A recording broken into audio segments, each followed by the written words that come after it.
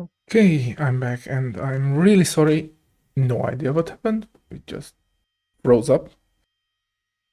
So I don't know where it froze, but I checked the tire pressures.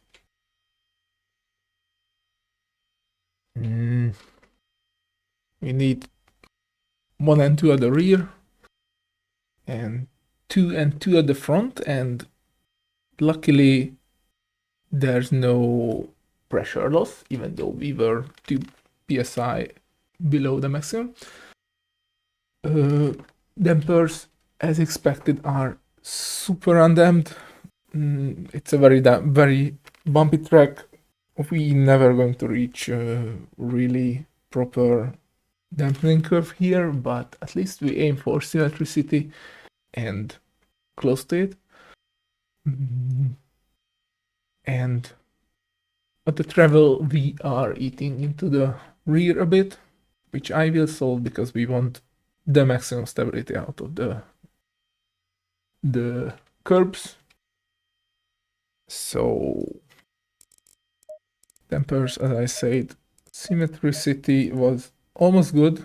So I want 1 click for the fast bump, and I also added 1 click to both because I could increase the rebound of the rear. Also increase the slows. We should need more fast rebound and fast bump here, but we are at the limit. So there's nothing I can do about that.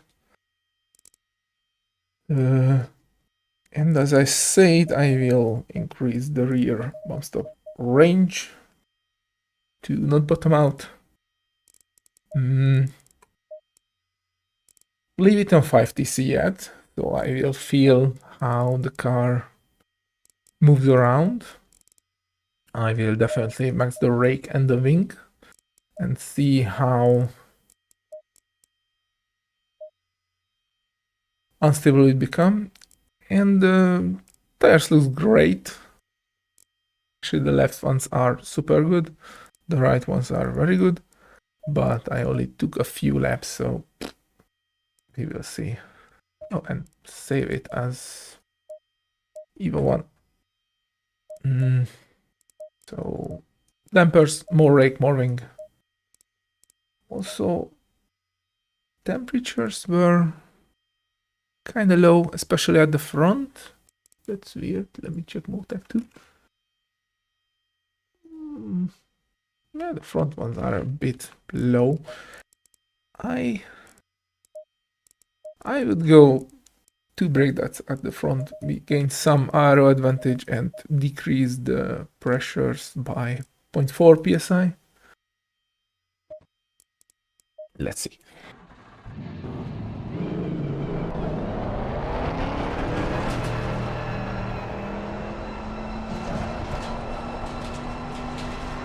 Hopefully my streaming will be okay now. I think I need to cool manually, like put a fan next to it of my streaming USB card. It felt very hot when I unplugged and replugged it, because that's what went wrong. Probably. OBS was pitch black. And it was not OBS watch froze because the chat was working.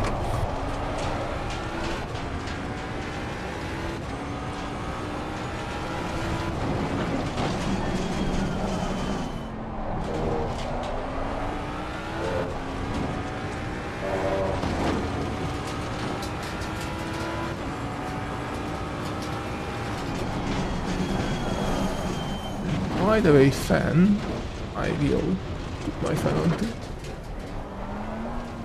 before I start to be a bit hot in my VR headset.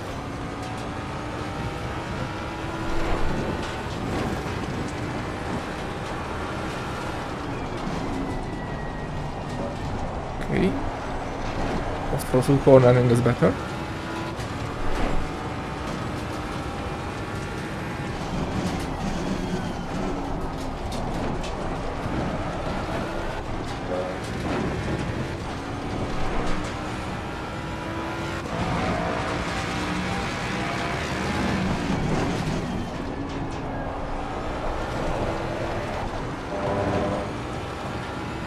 think I first tried to increase TC2 from 1 to 2 because I felt like I'm having traction issues at the rear when it gets bumpy. It could be that the longitudinal movement or spin is the issue, not the lateral.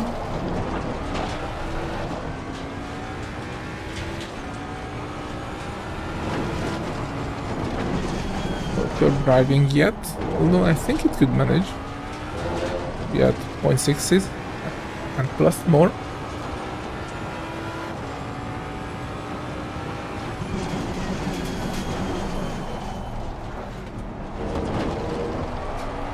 Okay.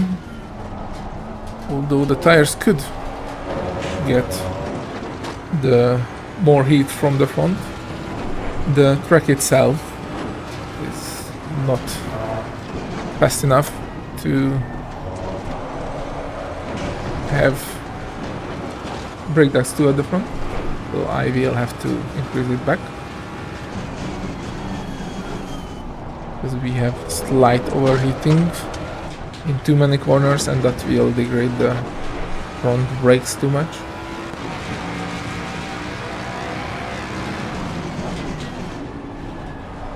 This will be an issue in the cold session.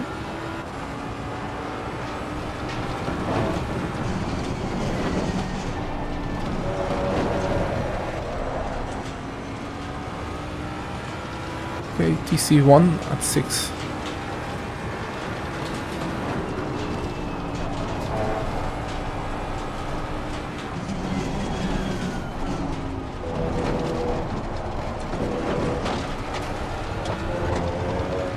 And that's too much. Okay, back to 5.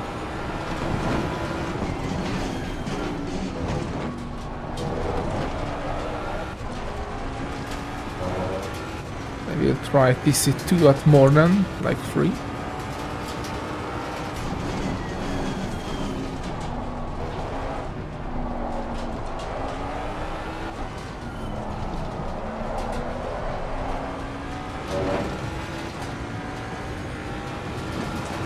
Hey Divyadri, how are you today?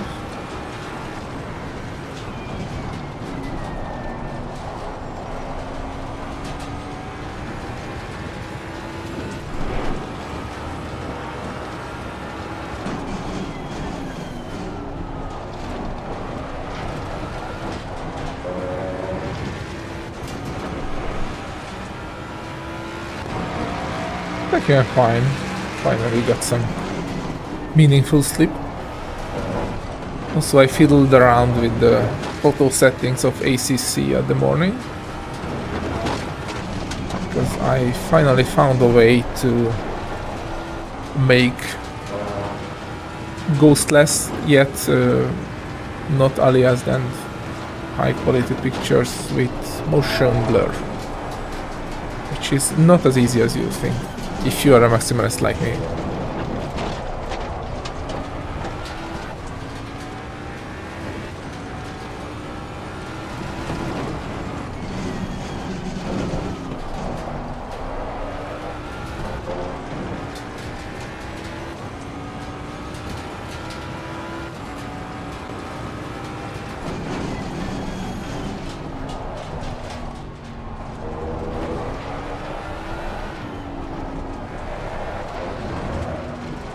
Goodbye, Ballards.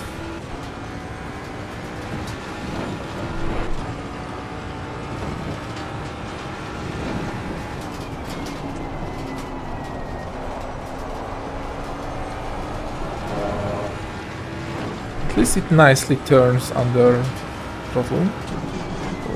The rear brake bump stop range increase did not kill that.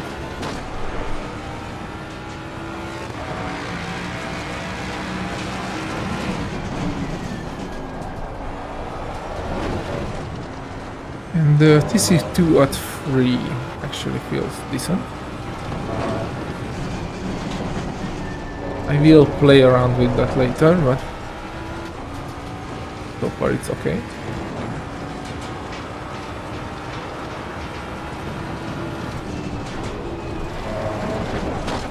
third gear is a bit too much there.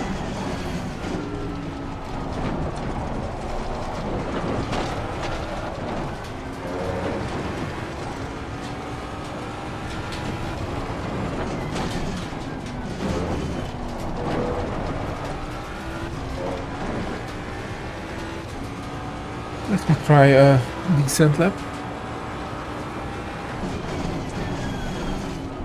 So far I was watching how the car reacts, not how I should drive.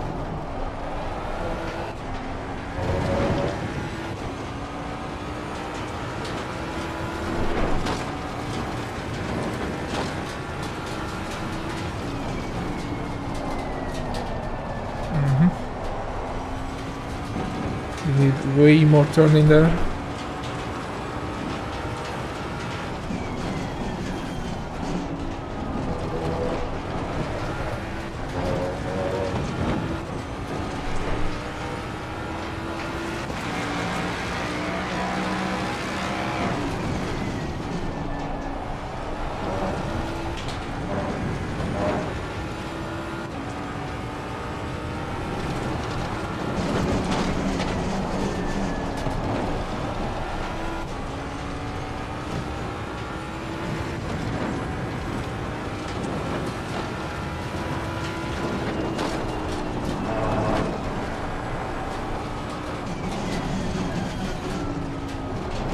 Brake much later though, not bringing that much speed as other cars do.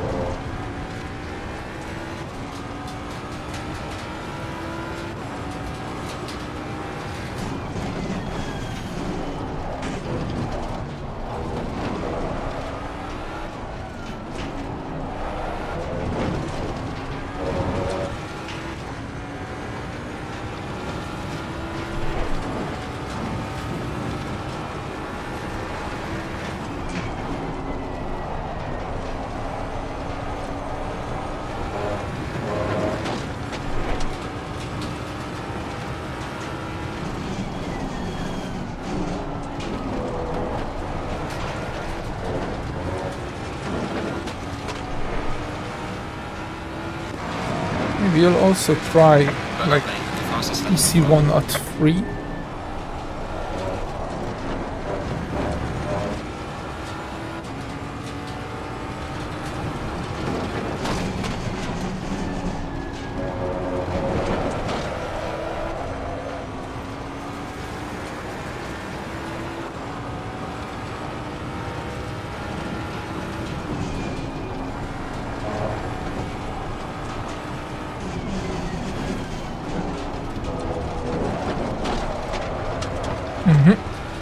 Four.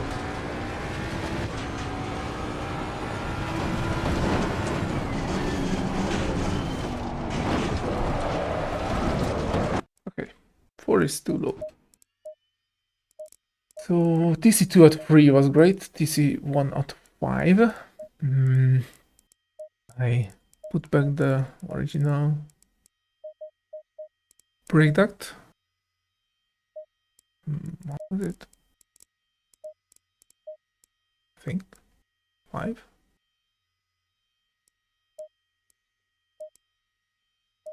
Yep, it was 5. Okay, these are set, and I want to check that are we using bump stops at the rear in the 2 fast corners. I will give you my... Okay, good. So this was the fast lap, and by the way, our dampers are nicely symmetrical, but they are still horribly undone. But I won't increase the fast dampers more, slow dampers more, and cannot increase the fast ones. So this is how it is. Rear is not really eating into the travel. That's good. Like we gained this much compared to the color to the white one. You can see at the top there's a lot of range gained with increasing the bump stop range. And what I wanted to check is how much the bump stops we are using during those fast corners. And very nice that we are on them fully on the outside. So also I'm going to check the other fast corner, which should be somewhere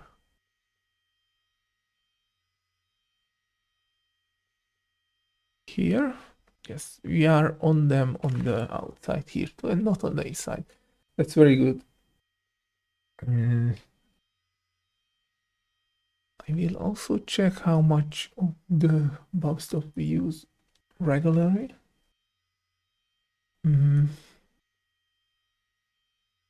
Like slower accelerations, some. What I will do is increase the range a lot. Like I want more understeer out of the slow corners, and I will just bump the rate at the max. This is just a tryout. I will fine tune it probably. What I want is in the slow corners, I only use the wheel rate, and in the fast corners, I will use the bump stops as they should be used, like only in a few corners, and I want to lean on them. So I will have more rotation in the fast corners. Other than that, I will decrease the front wheel rate because we are not using the rear bump stops as much, so it's like we have a less stiff spring at the rear. We don't need to push them into as much, and I will also find out this way if 50 ride height is enough at the front or not. Dampers are as it is. Also, I give 2 more clicks of toe. That will increase our turning a tiny bit. This is our set. Let's go.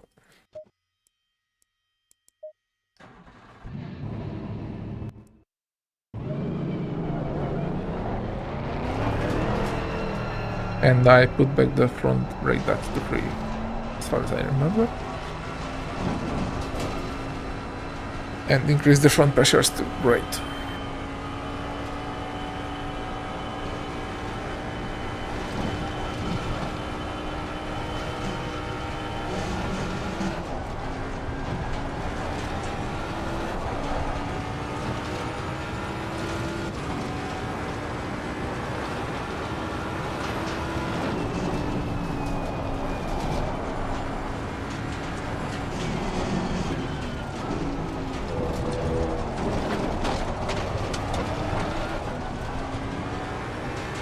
Easy on the first 2 laps. Don't want to lose pressure on the curbs.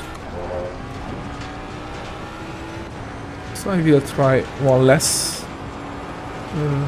PC2 because basically we decrease the rear rate by not using the bump stops as much. Although I decrease the front one, so it's not pushing the car into squatting that much. But we will see. Okay.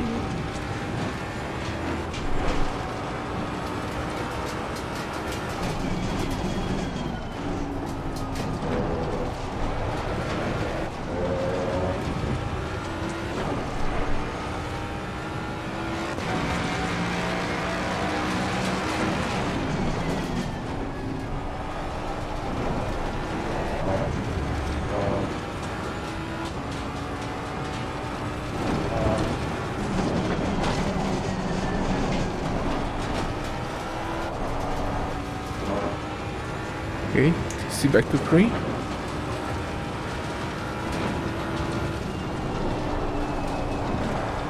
That felt much better. I think I gained time there. I will check the delta next time.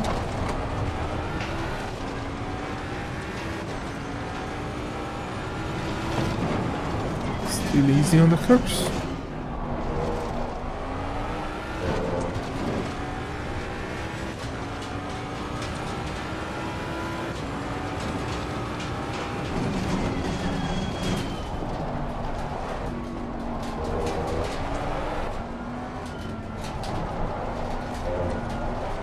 First gear there.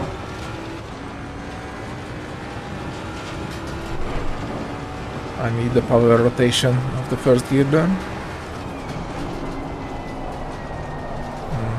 This also felt a bit better.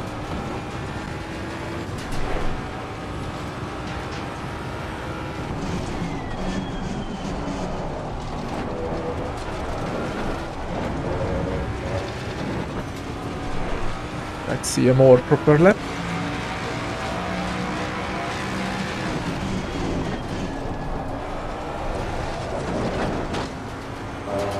It was a bit too aggressive. Although the car handled it nicely. We did lose some time, but still better than crashing. I should be much more aggressive in T2.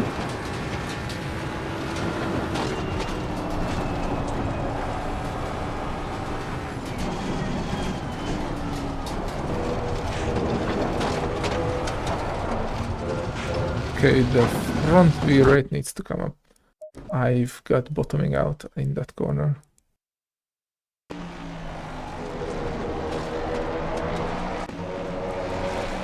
think it could be seen even visually.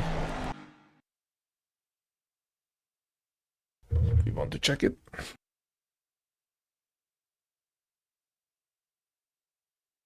ACC does let you go into the ground, but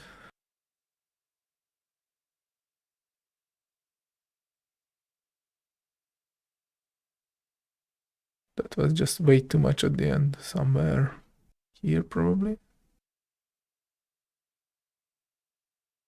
Yeah, that bump really got it. I start to go wide.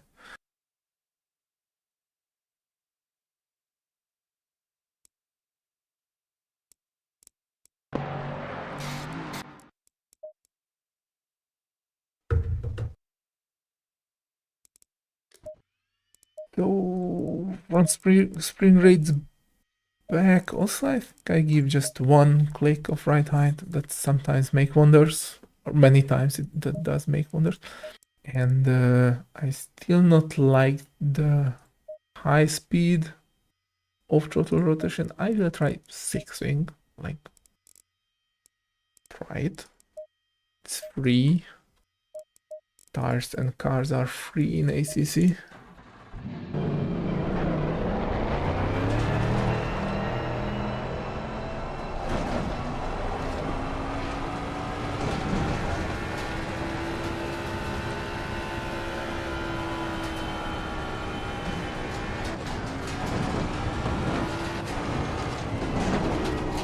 By the way, sometimes when you increase the rear wing, you have to increase the front right height a bit too, because the rear wing does not push the back of the car that much down, so it does not lift the front that much.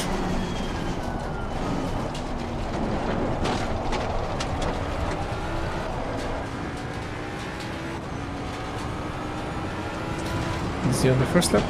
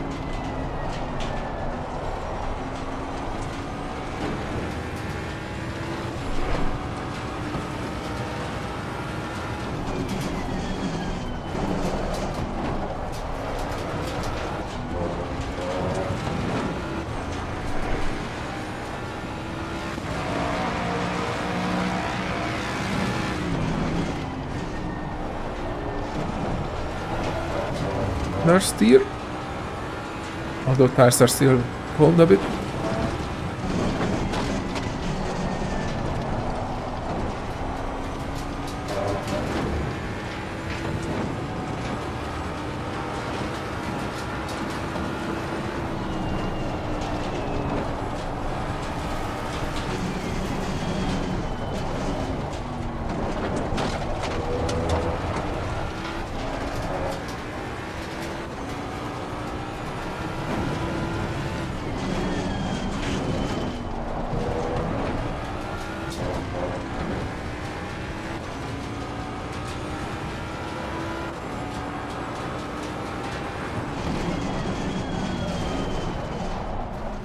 Wait on the brake.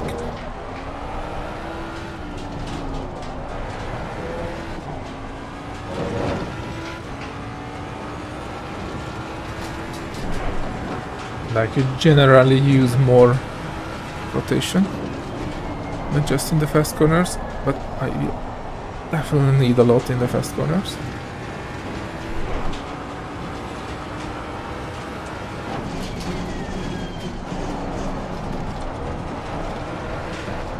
I thought the decreased rear wing of the arrow balance would help with the fast corners, but so far they does not at all.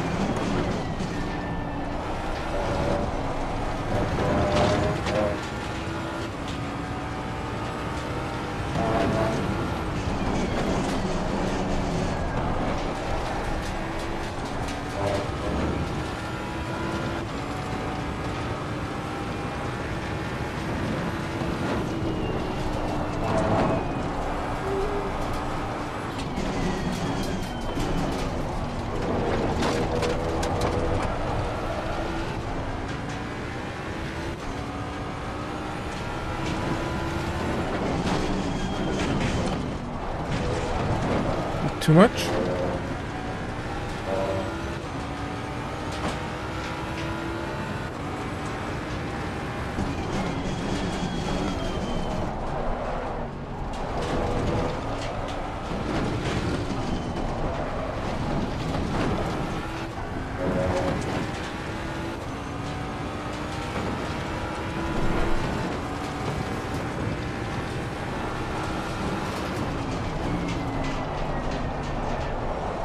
Ooh, much understeer here.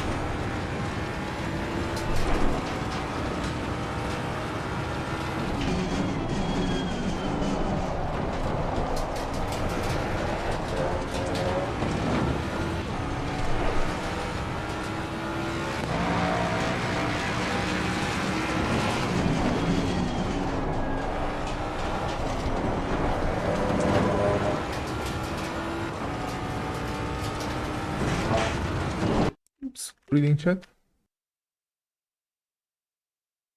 Hey Arnold, no idea at all. I mean, half of the split I don't even know. I only raced Christoph at Thursday, so I have no idea, honestly. But I will do my best. So I went back to max swing. I think I want more mechanical oversteer. So less front anti-roll bar, more rear anti-roll bar. I not like to increase the wheel rate at the rear. And I will do one thing is mess not that much. Mess with the dampers. So with less bump at the front and less rebound at the rear, the front dives more and the rear is lifts more during braking and liftoff. I mean throttle liftoff.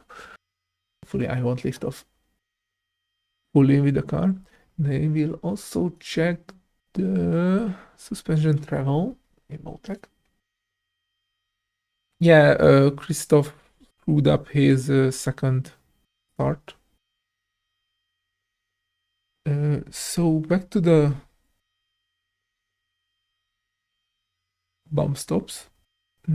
Actually, it's really nice that in most acceleration parts, corners, I do not use the bump stops, but I do them, the rear ones, in the fast corners, like fully.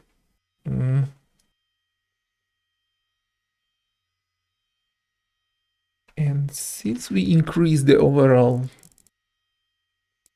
oversteer, I will go even like 2 clicks more of bump stop range at the rear, so we really just only use them in the fast corners and not during slow accelerations. And as I said, back to max swing, some messing with the dampers for how the weight shifts work with the car. And other than that, I think I will try it this way. So I'm checking the tires. They are still super great.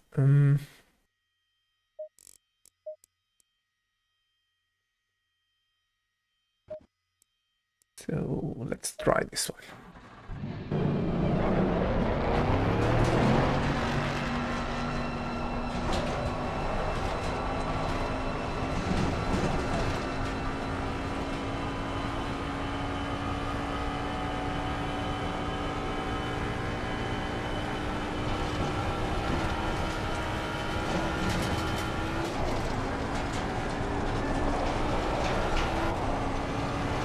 By the way, this is how I use bump stops on this track, is the more conventional way. Like, you only use bump stops for a few corners.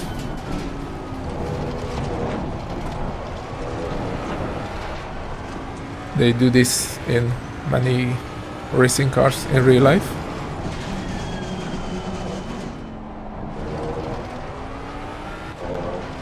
But only do them with spring bump stops. If you have rubber bump stops, you should only use them for not bottoming out in the straight.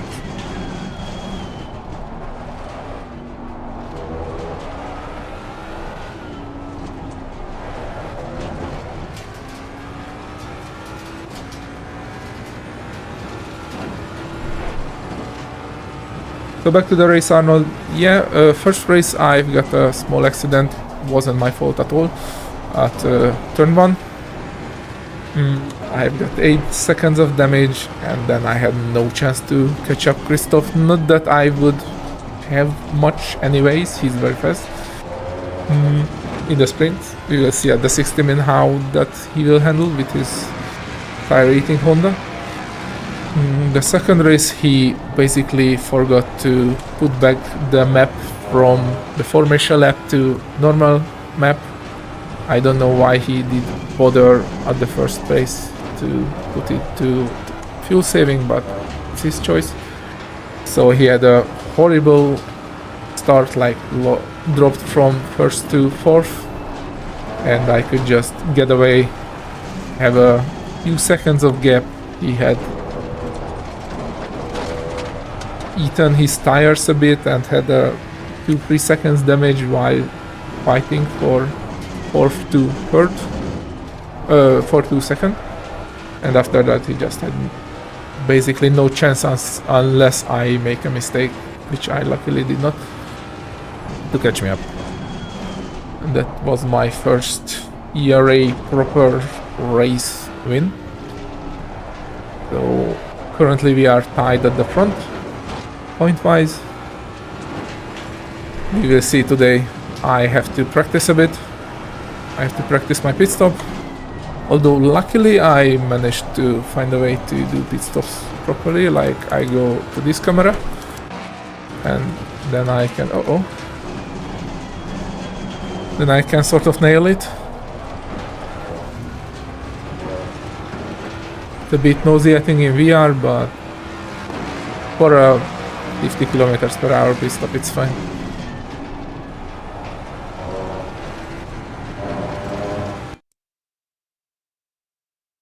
Hey Werner, I use a simple Fanatec CSL, not the Elite, the normal CSL with load cell, and that's all. And I put some rubber stops in it because I have transducers on it for ABS and TC, and they buzzed too high, so if you ever see like I'm not releasing the throttle fully or not pushing the throttle fully, that's because I think it is okay on your overlay, but I go to the controls menu, you can see it's not. I need some dead zone because I cannot really push max in it and cannot release it fully, but that's fine. That's only because I put some rubber in it to not rattle. But it's a very simple pedal set. What I really like with it is the throttle has a short range, short throw, so I can accelerate fast with it. It's not as finesse as some of the longer throw ones would have, but in ACC you don't need that fine throttle control even with the TC-less Porsche cap. And my brake pedal is rock solid. I love that. It basically almost does not move. I only use the pressure. I like it that way. So whenever I change pedals, I need one which is either by default or could be set up to rock solid, because I really like it this way.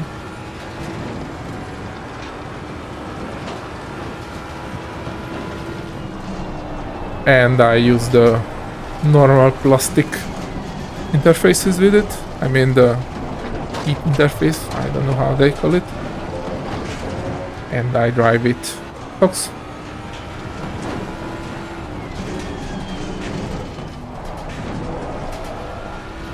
And I like it this way.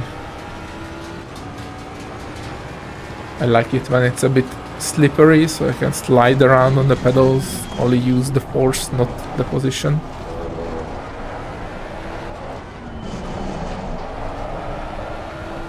Okay, that's a slow way to do those corners. And noted. So let's see how the car handles, because I was watching for the chat a bit now. Just driving by instinct, which is much easier in VR than on a flat screen, I guess.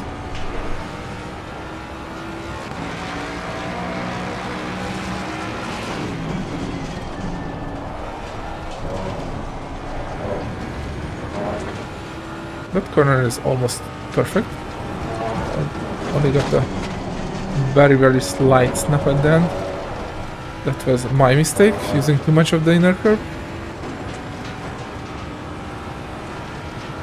See this one, like a small tap on the brake, the car turns better than initially.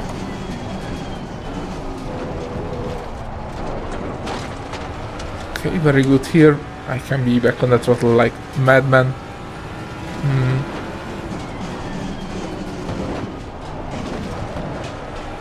That was my mistake again, but car drove decently. I will try higher right height, just see how much time I lose elsewhere, how much time I can gain on that corner.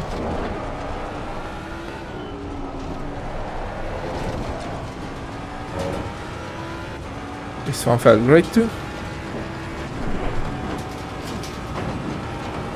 But I think this is the worst corner for this car on this track. Understeers like hell, back on power. I think I should not try to correct that corner that much in setup, but rather drive the car how it should be driven, which is slow and fast out. I try to rotate the car off throttle there, which this car does not have. I mean, it can go off throttle, it does rotate, it just doesn't have much rotation. My mistake again. I think I should try to bring more speed into the corner, because I am not using all of the grip in the front.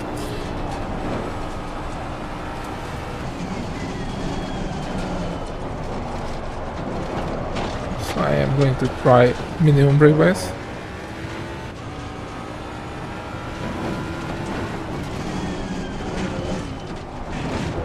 It bottoms out if you try to cut it properly. Hello, Brian. Or Broin. Sorry for butchering your name.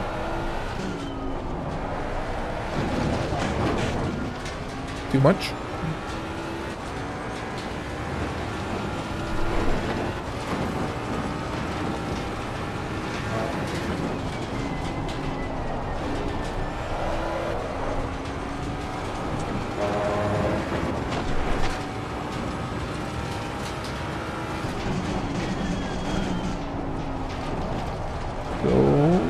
This is my pit tactic in VR. I don't know this pit stop at all. Like, go 50. When I'm here, I go to the hood. And it's not set for this car. On the Aston, it's set like...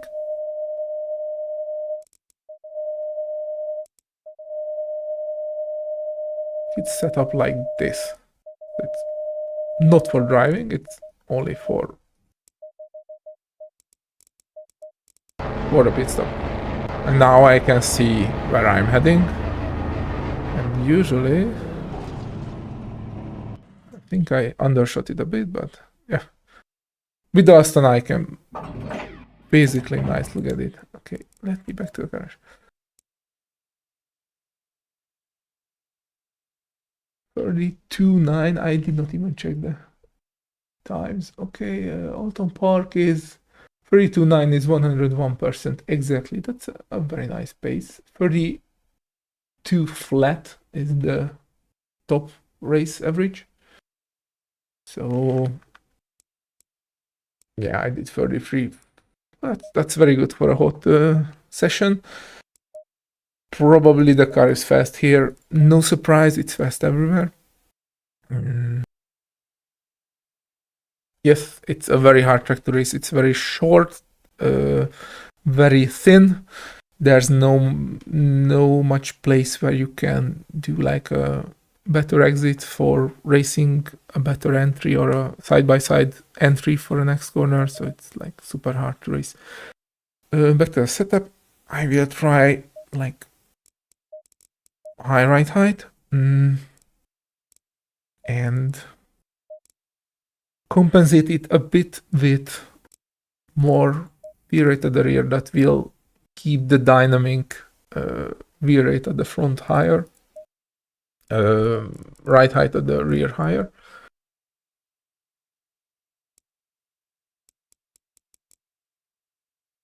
And other than that, the setup was sort of fine. So it could be raced with the Evo 5. The issue would be like you have to be super precise on the curbs, especially in the chicane. If you just screw it up a bit, then it will bottom out and you lose stability and probably a lot of time and maybe even a position.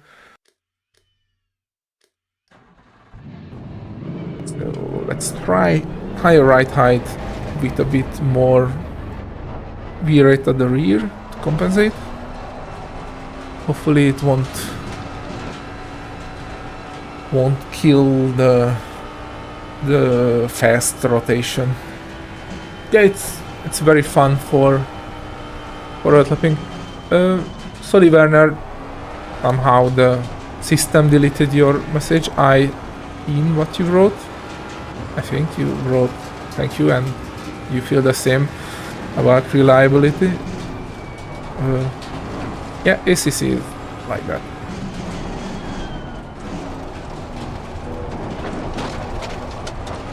So yeah, it's good for hot lapping if you like these short, technical, slowish tracks.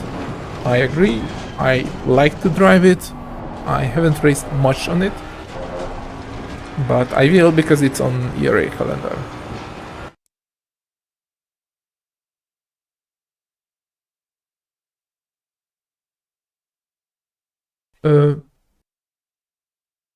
Well, I could not even have the chance to try more expensive pedals, but to be honest, I don't know if I would benefit much from them. Maybe the super fancy one, which is not a normal pedal, but it's basically a stepper motor, a linear stepper motor, that could bring some benefit with more feedback, but currently I don't have the TC and ABS feedback on with my transducers because I had to use that small amplifier for another project, and I don't miss it that much. So normal pedals are great. Boyan, The Ford is great. I don't think it will be everyone's car. The car, if you set it up nicely, like not killing your rear tires very fast with a lot of negative tow, it has horrible turn-in and horrible off-throttle rotation even with maximum rake. So you have to drive the car, if you set it up nicely of course, you have to drive it slow in, fast out, rotate the car into the corner with a lot of trail braking, and then rotate it out of the corner with throttle. The thing is, I drive that anyway. I set up the cars to that anyway because that makes them stable, like you are in the control. So it fits me, and it has very good pace. Almost of the tracks, like average BOP is better than McLaren, so it's technically stronger than the current McLaren.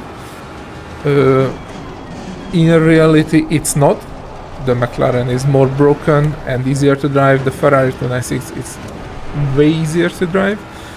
So in the right hands it's like the Audi, it is faster, just not in a way like the Audi, but effectively it's the same effect that you need to drive it well to extract the pace.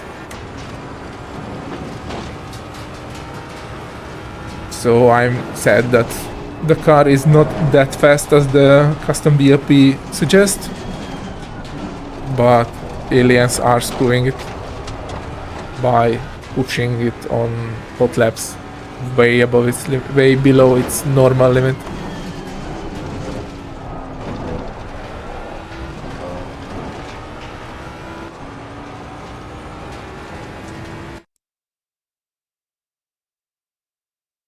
Yeah, also don't forget the McLaren has a very unique driving style to it. You use less of an ideal line but more of a geometric line with it.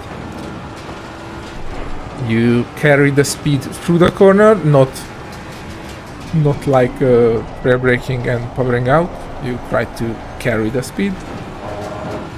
So if you struggle with other cars, it's because of that, and by default you almost not rear brake at all. With the McLaren only do it for stability, not for gaining pace.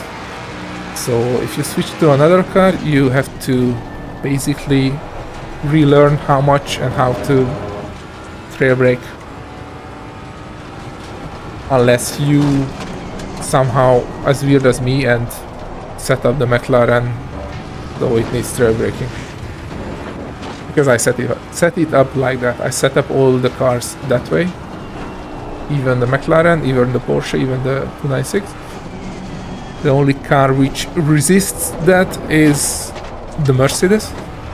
I do set up the Mercedes like that. It's super fun to rotate it into the corner with rear braking, but it is just sadly very slow that way.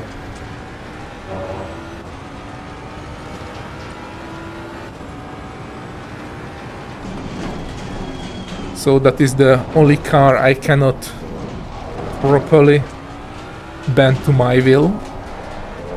I can, it just becomes slow, sadly. Because otherwise the car is great, it has super brakes, fun to drive, visibility is decent, the rear view mirror is a bit slow, so sucks in VR for racing, but I would like to. I always wanted to love the Merc, but I just cannot drive it on my way. And I don't want to adopt or one car and not be able to drive 7 others, because I have to drive usually many cars in every week to make the setups.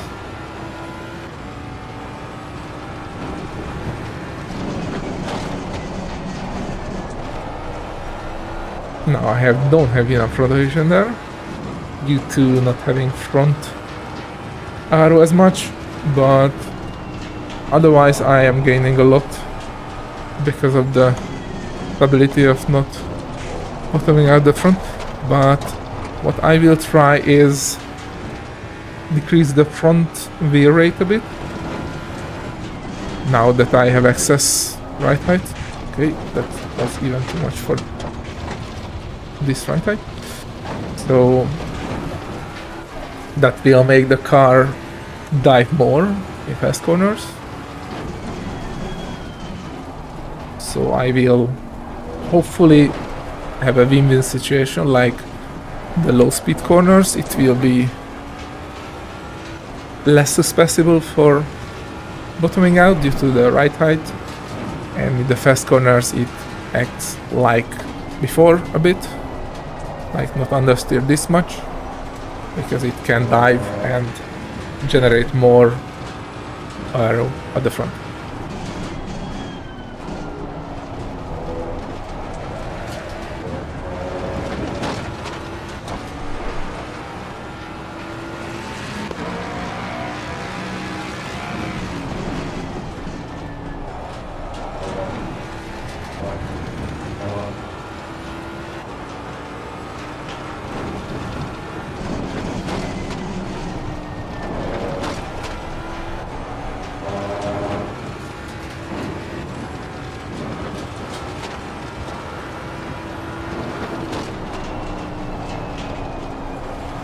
Yeah, we lost a lot of aero at the front.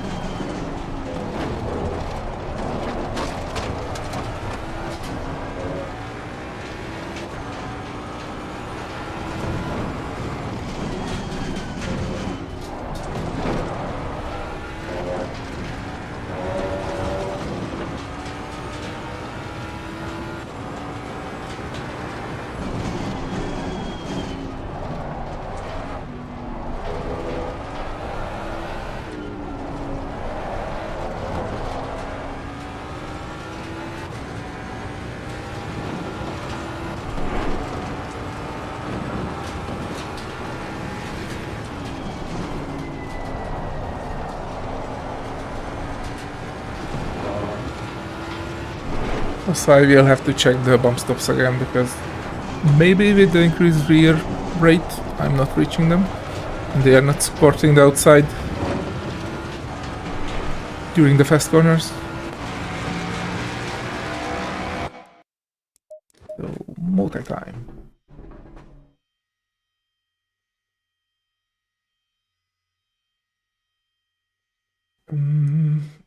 Yes, we are at the limit. Like you can see here, there were a few moments where the rear bump stops did not activate the rear outside, and as I felt right here at the fast right hander at the back of the track, we almost not activate the rear bump stops.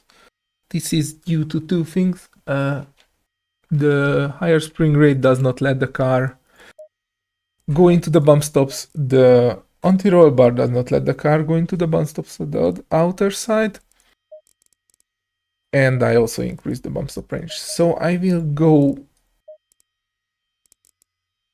+1 anti-roll bar at the front, -1 at the rear. This will make the car oversteer overally a bit more. I decreased the bump stop range at the rear by 3.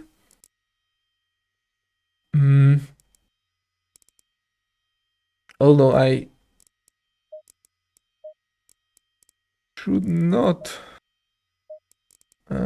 It was 8-2, I guess. Or no, it was 7-2.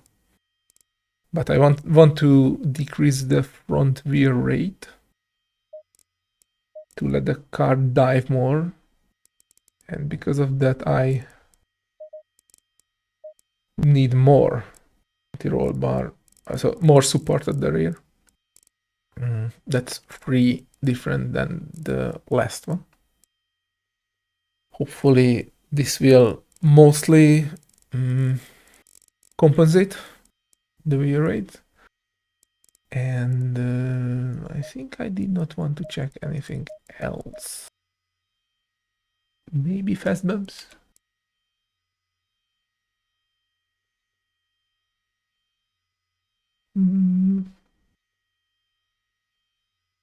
They are a tiny bit less used. Let's try a bit more fast, like 2 at the rear and 1 at the front. For better curb driving, it will be less bottoming out. Let's try 2 at the front. Less bottoming out. I mean, less wheel movement due to curb hits. Due to it will resist more.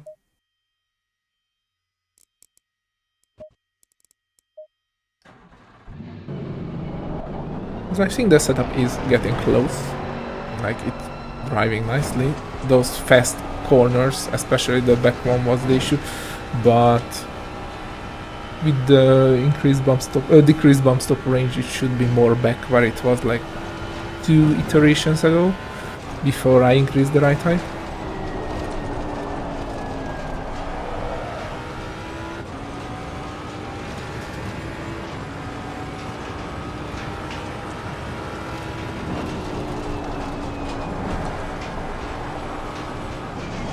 Not that great, but the tires are still cold. We should have much more fast rotation now. Sort of the same slow rotation.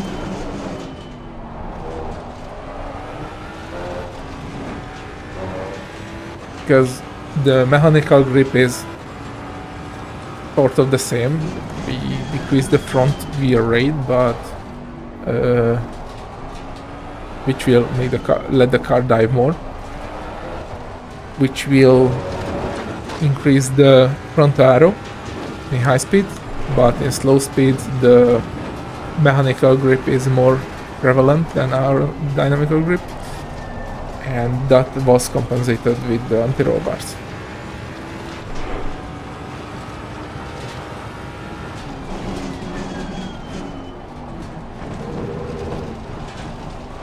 I only make asymmetric setups with cambers.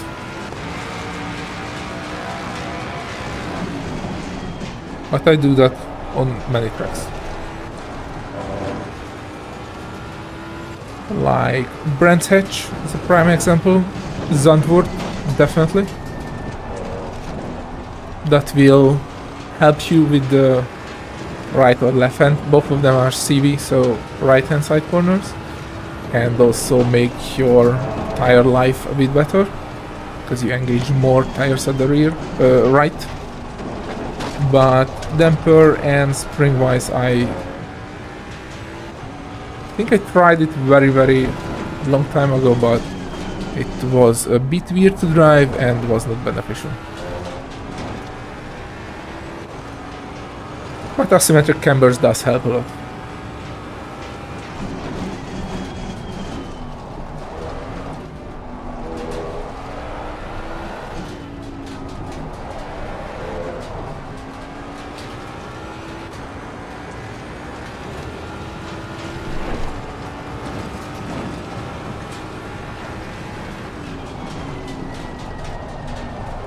Oh, much better.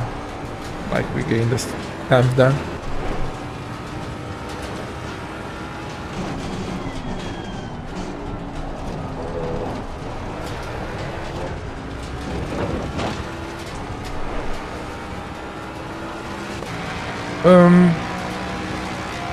Yeah, usually 2-click difference between left and right.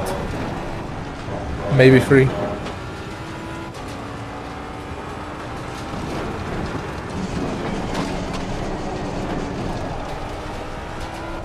I think I have a setting back up Brands Hatch live view where I explain.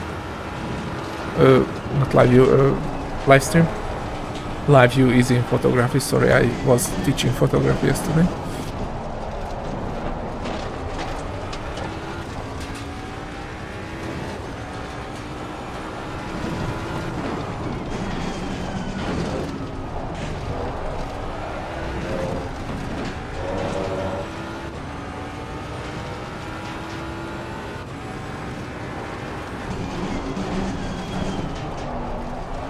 Yeah, the setup is great and it's much faster. I mean, I am just sort of driving and gained 2/10 in that sector, only lost a few in that corner, making it weirdly, but I'm still faster. Let's see here. Bad entry. A driver issue.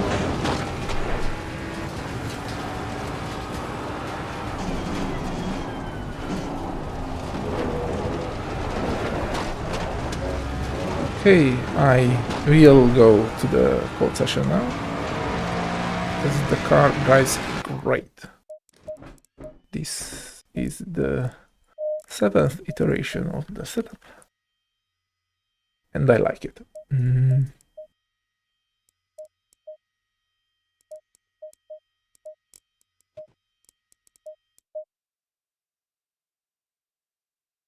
So, code session, and we aim sub 23, 30, 32, I don't know, sub 33.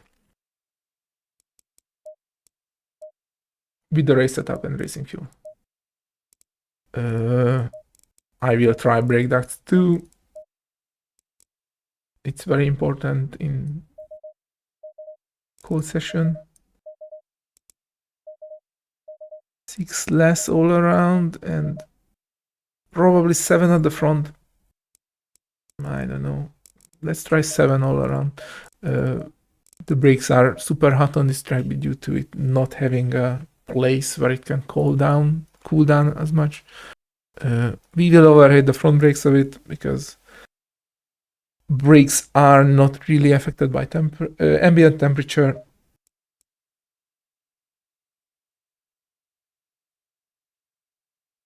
$844. Yeah, you need to practice then. Green light. Sorry. Go. Don't want to be rude, but yeah, that's not race ready. I mean, it's not very slow. Not. I don't want to mean that, but for racing, you need to know such a thin track in and out, because you have to think about that you won't drive alone. You will have a car in front of you, which will obscure your vision. So you really have to know the track blindly.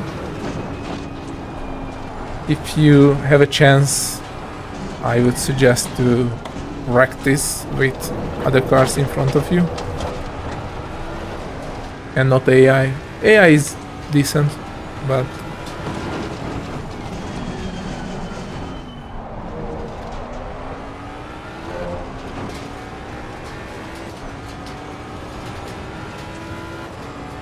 did I just decrease? Yeah, I was stupid. I was very stupid. So, tires again.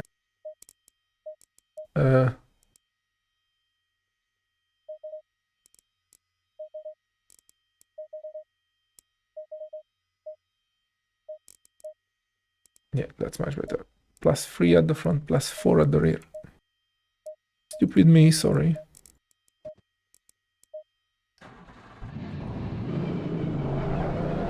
And not really slow, like 720 is a great race pace on North.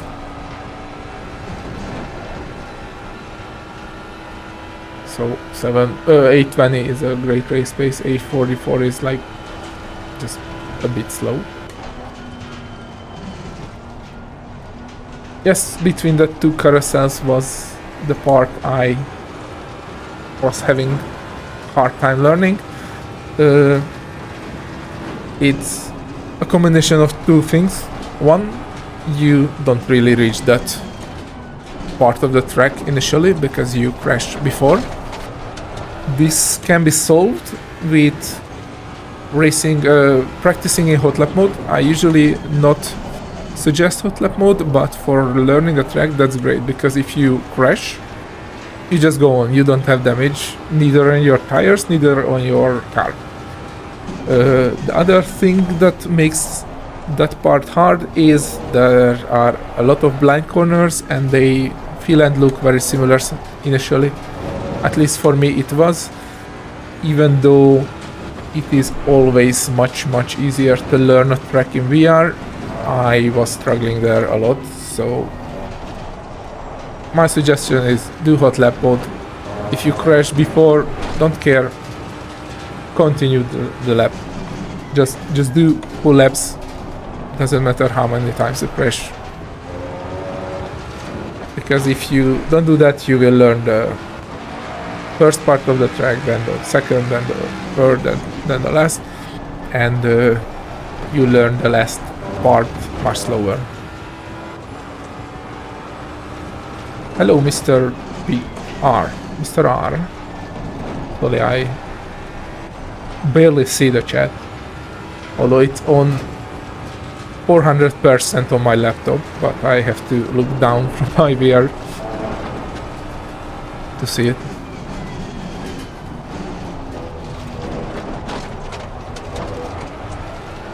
I should need a secondary screen on the floor to be able to chat more. Oh, this setup feels great.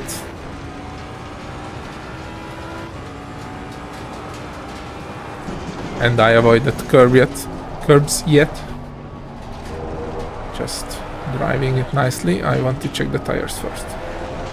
For that I don't want to lose any pressure.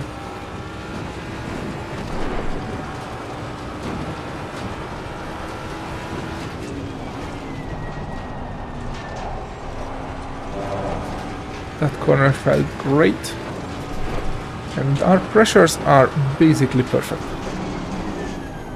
It would be lovely to use less pressure on this slow track, like 26.7, but I would run max due to maybe losing a few tenths here and there. I mean pressure wise, due to a lot of aggressive curve riding.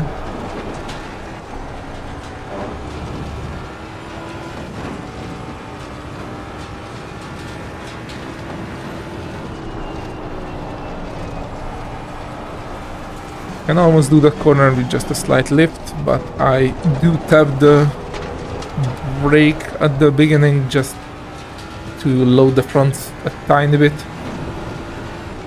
That helps gripping the car in more. Oops. I don't know where I bottomed out there. That was weird. Oh, I clipped the rear. Yep. I should drive my right tires in the right hander, because the car can handle it. Like it can handle this corner, which is very bumpy. That's not the fastest way there, but I just wanted to show it can handle that. Since it's a stable setup, I rather set up the car to handle everything and lose like 0.1% pace, I don't know, just guesstimating. Then set up for maximum pace and it would be very intolerant to any mistake. Hey Astro, how are you today?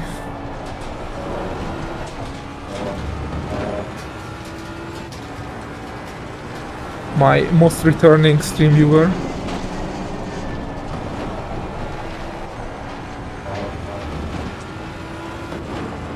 I mean, I start to worry when you don't show up for a stream.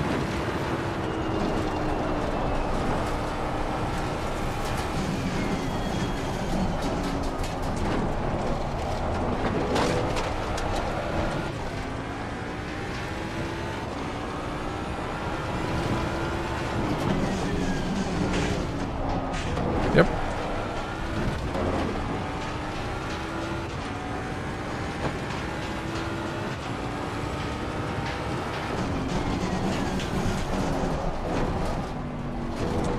I will read the end of that Mustang comment. Sorry, I was busy.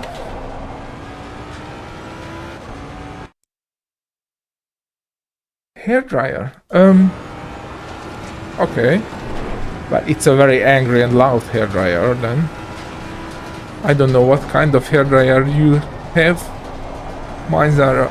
well, I don't have one currently, but the one I remember when I got one is a bit less angry. Like, I never owned a V8 hairdryer. But jokes apart, I like how it sounds, because it sounds exactly like the Jag. And the Jag sounds great. 32.7, okay.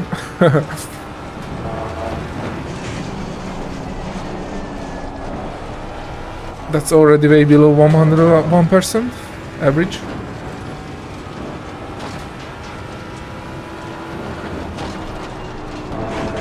Oops.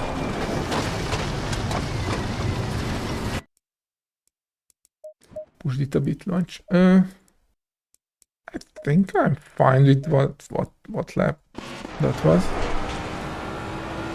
Let's check it again. Because if I'm fine with this lap, I mean it would be like nice, not just decently fast. Then I can hop and start to make the quali setup. Thing is, I don't remember this lap because I was checking the chat. But that's a good thing if you can do very fast laps with a car with mediocre skill like I have in sub 101.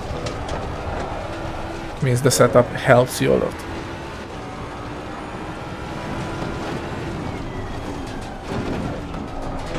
Okay, lost a bit of time there, but nothing to worry. Like, I was catching myself in that corner, if you look, like I try to call it that way. Like, this was fine, and this is where it starts to get bad, because I should aim that here so I can accelerate out of this corner. Instead, I am still turning after the apex and basically catching myself. My ideal line. Catching my ideal line. That's how I should call it.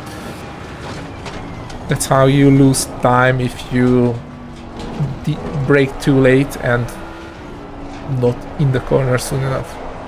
Apart from that, it was fine there too.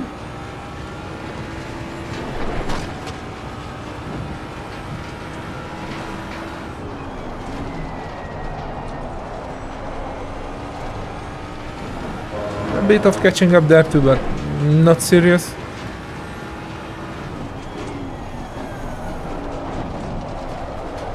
And that was okay. Bit of sliding, but it's fine. Hello, Valto. Aspro, no, I did not take a ride today. I should, because it's very nice weather here. Also, it's Tour de Hungary today. But I had a very, very busy last week, so I decided I will just rest today. Tires are awesome, like very even wear front and rear. That's super good. This track won't be a problem at all with the tires. Thank you, I am fine. Just as I said, I'm resting a bit, so finally got a nice sleep, so I'm happy. Quali setup, max camber at the rear. Negative toe because tires are expandable, much more negative toe at the front, but not that much, like 12. Less ABS and TC2. Maybe we try TC2 at 1, we will see, and much less fuel.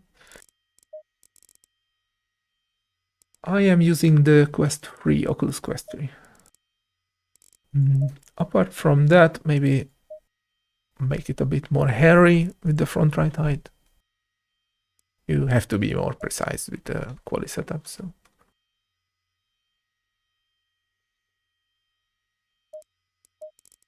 I'm using a Quest 3 and I love it. Great headset, decently easy to drive compared to other headsets which have this quality. One great feature with it is I can crop it vertically, which will basically triple my performance.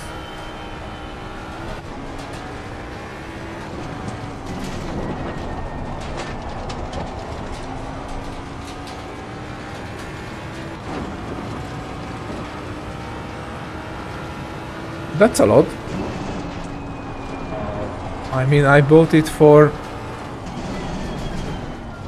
less than 500. Although I bought it for... When I bought it, it was released everywhere, but it was not available in Hungary. But I knew a guy on one of the second-hand marketplace who has contacts, and I traded my Quest 2 in for probably the first Quest 3 in the country. And it was cheaper than I would have paid for it on a normal shop.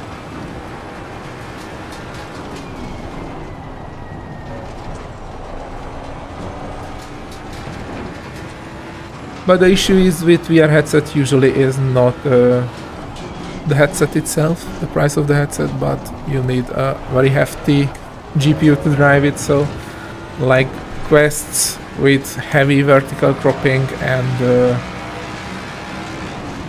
medium to high settings where you don't feel like you're driving a plastic world, and enough clarity, you need at least minimum a 2080, but preferably a 3080. And if you want really nice quality, like on this stream I am driving a 4080 Super, so the headset itself is just one part.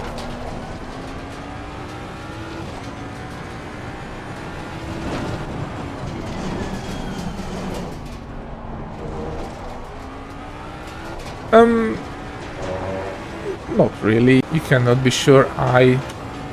When I first tried my VR at a friend, I got no issues at all. I drove for half an hour without any dizziness. When I tried games where I have to stand up and look around and move around in the game, then I got dizziness. But for racing, you should not forget that what makes you really dizzy in a VR is that the thing what you see is realistic, and if you have a movement in the VR which you don't feel in real life, like you walk with a character, that's what makes you dizzy, because your body expects that you have that movement feel by your ears, by your body, but you don't. But if you think about it, in a racing game, the car moves around, but usually you are not expecting huge G-forces while you're driving in real life. Also, you got used to seeing a moving car world around you with a flat screen and not having the G-forces. And otherwise, you are stationary. So you sit in the VR2 and grab a racing wheel in the VR2 like you do in reality. You push the pedals like in reality.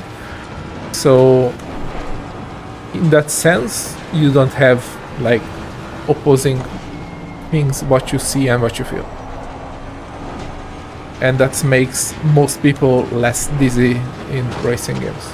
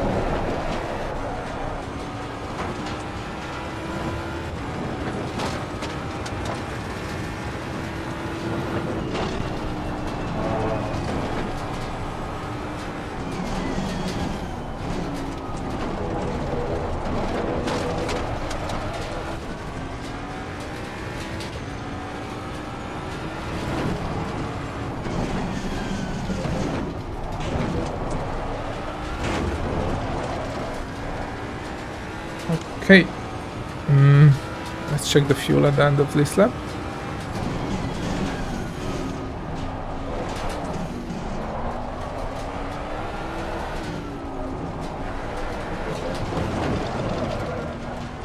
Oops.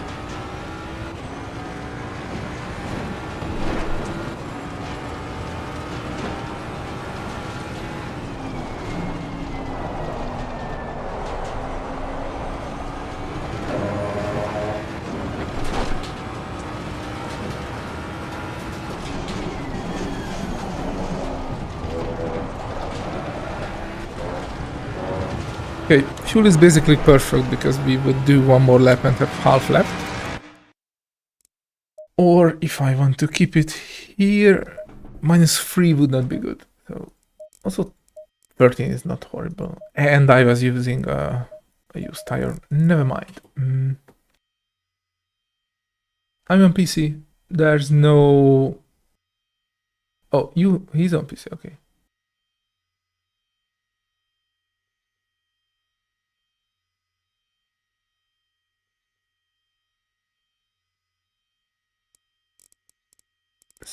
So, right height, I need more, even more than initially, probably. I will decrease the dynamic right height and make the front grippier much more. I will go crazy with the rear toe, maybe even max. Well, I actually don't like it at max.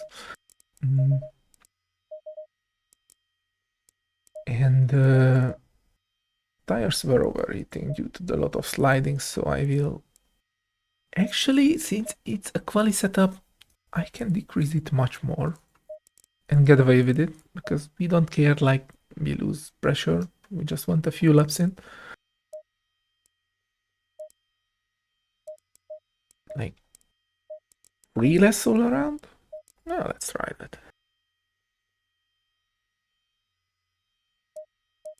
Okay, so more right height, less front wheel rate, so more mechanical grip, also more dynamic right height, or basically like it would have 54 dynamically, and even more crazy toe at the rear and at the front end, less pressure, and get a fresh tires this time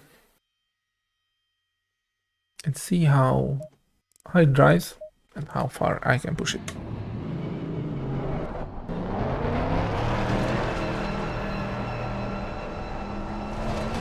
My race lap time was 32.7. I hope I saved that.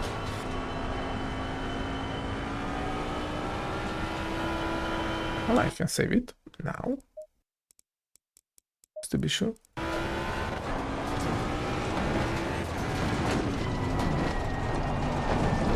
I can take this corner in third gear.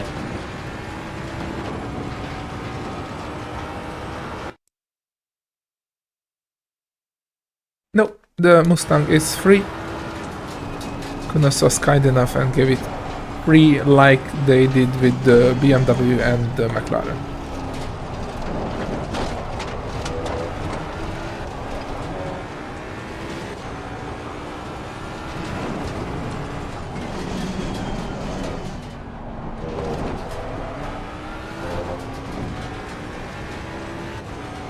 But unless you are financially very limited, I would suggest to buy the proper DLCs on Steam just to support Kunos.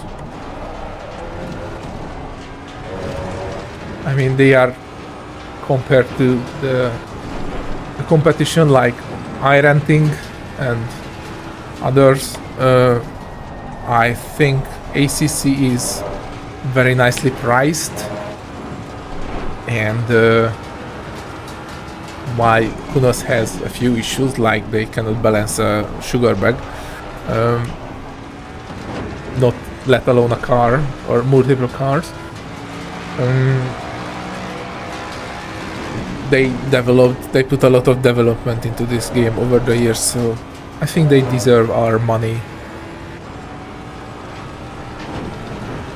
Also, if you want Assetto Corsa 2 to be as good as it can, that paying ACC does support that too.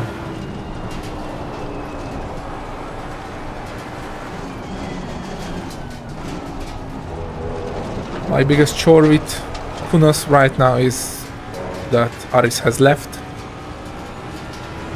and it was a very special thing that you could have a lot of inner information of a simulator like this, because usually you don't have that insight, and having Aris sharing a lot of inner info was a very, very special thing, I think. And I'm very sad that he left Kunos and won't be able to do that for Assetto Corsa 2 or Assetto Corsa Evolution. That will make the initial part of learning how things work in that thing, unless it will be a perfect representation of the reality, which is impossible. Harder.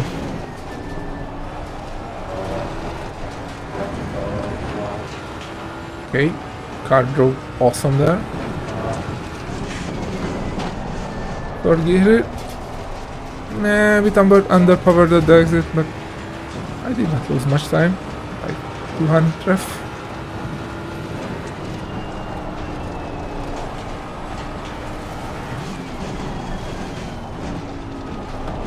Should late brake later there.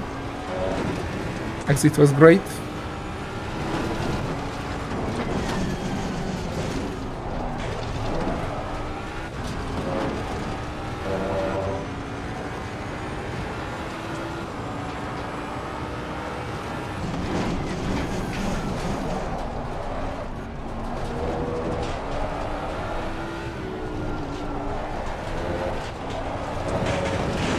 I've pinned the throttle there.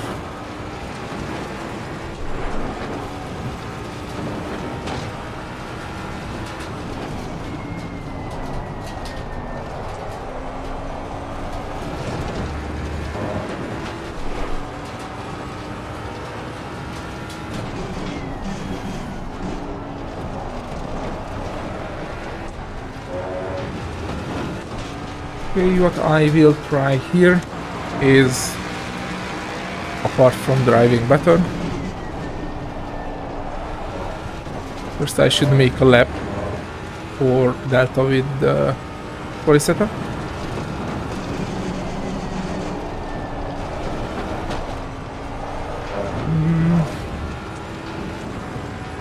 Should use 2 for rotation there and 3 for exit and just pin it and not correct.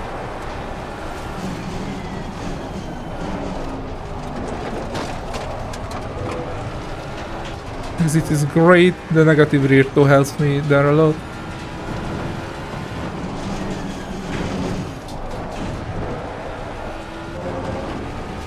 Did that much better. I will read your comment in a second, just have to finish this lap.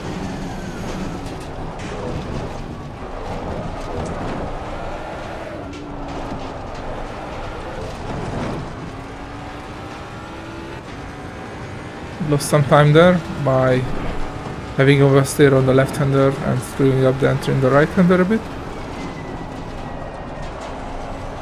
Okay, and this is where I have my issue again.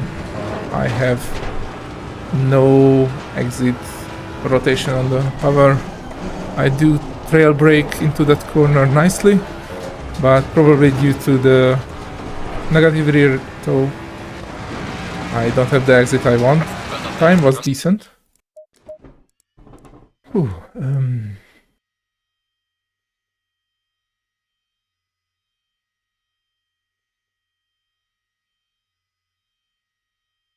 I was using the McLaren wheel and 650, but now I am using a Simline EU 720 wheel. It's a third-party wheel. Bought it second-hand from one of my league mates. It's very nice. The McLaren wheel of the Fanatec is great for the price. I really loved it. My only issue was it was a bit plasticky. Even with QR2, it was a tiny bit of squish you can feel with it. There was no issue at all with 8 Newton meters I have, so don't let me wrong. The wheel is perfectly capable of handling the 8 Newton meters of my CSLDD. I just wanted a wheel which feels better. So back to the setup. Let me check the rear bump stops.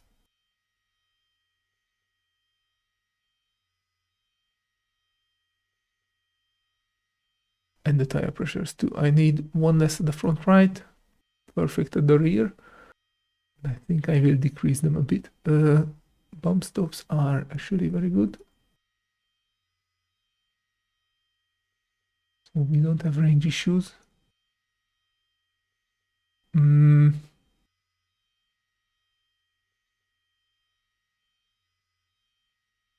Okay, I will try. So less bump stop range at the rear. I want more support. And I think I will go basically crazy and increase the rear wheel rate more. This will give us even more dynamic right height, and I will compensate it with maximum rear negative toe, so we won't have that much oversteer out of slow corners. Hopefully this one will make the car rotate a bit more in the back straight or back fast part right-hander, and the toe will help with the slow corners be as they were, because they were otherwise great. I mean, I could just shoot out of the corners. And I said I need one less at the front right for having 27 peak, and I will just try, like, I think what I will try is less at the rear, like 3 less at the rear, and same at the front. And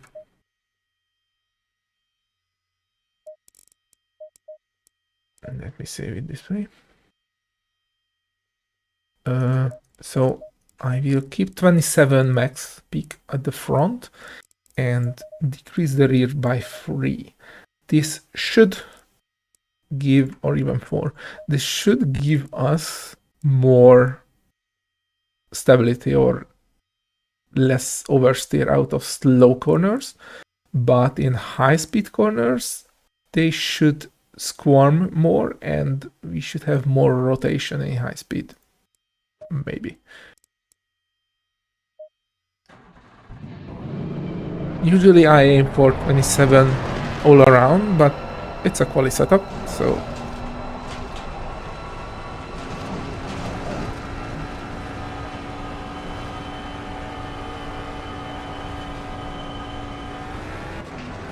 also that lap was great. I mean, not great, but good. Great for me, what I wanted to mean.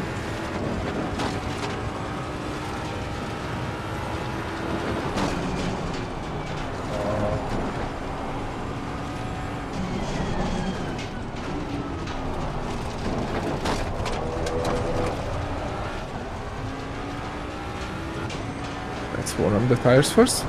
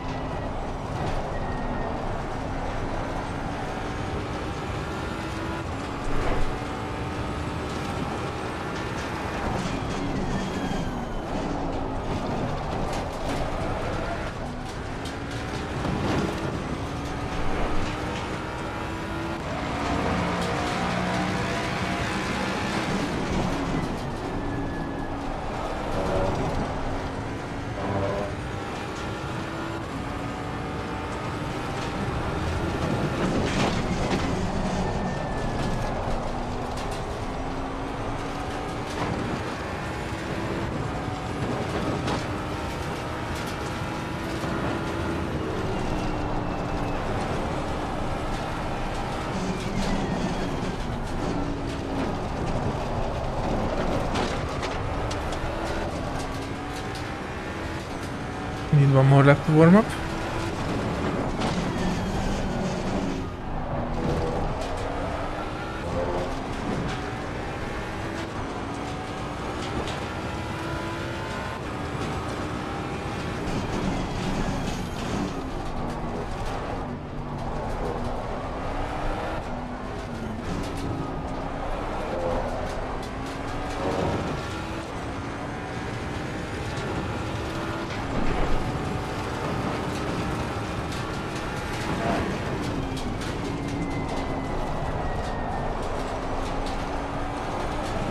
Yeah, it does rotate more, although the tires are still not fully up to pressure, but could feel a bit less understeer there, under throttle.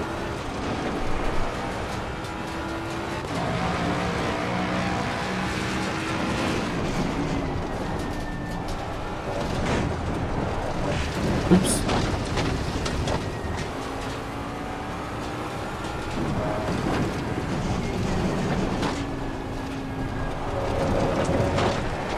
Could I shortcut that crack there, by the way?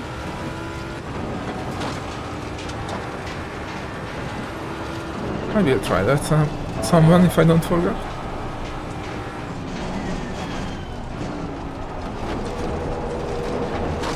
I mean, never do that in a multiplayer session, of course.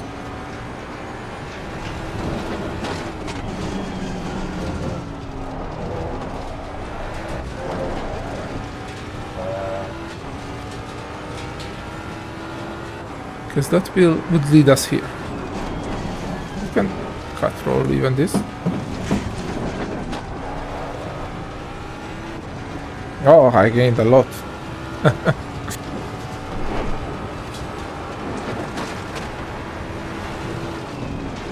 Don't do this at home, kids.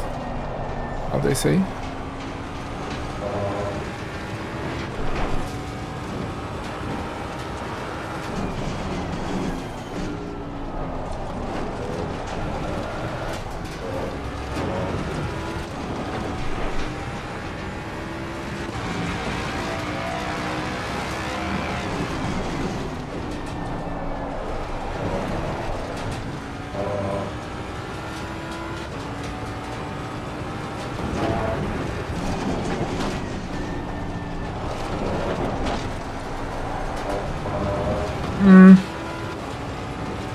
I don't know.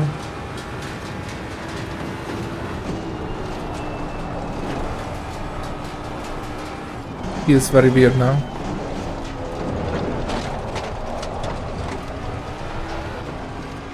So the tires are not coming up to pressure, that's very weird.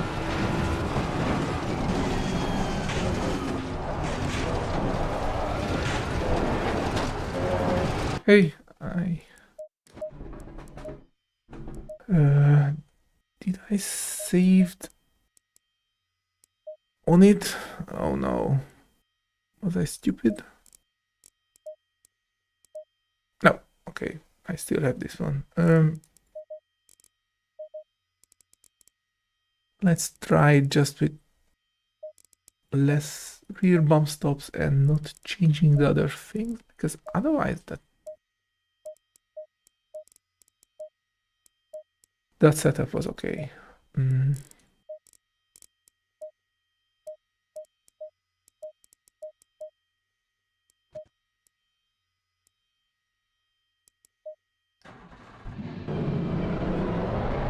I think I don't have a fresh tire.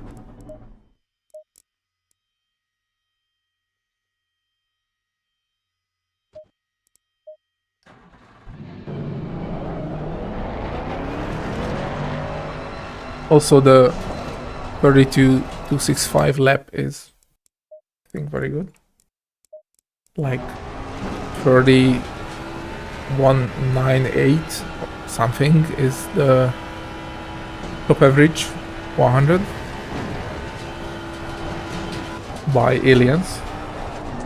So if a mediocre driver like me can do that, almost that, then that setup helps a lot.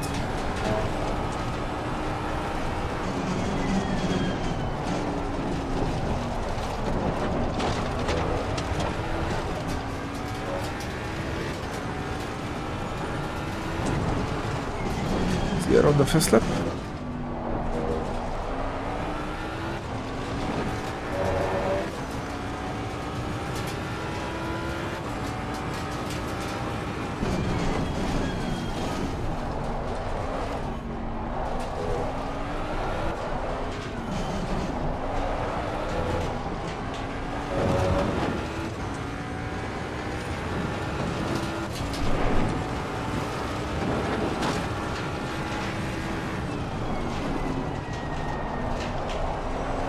Yeah, it rotates better on the throttle.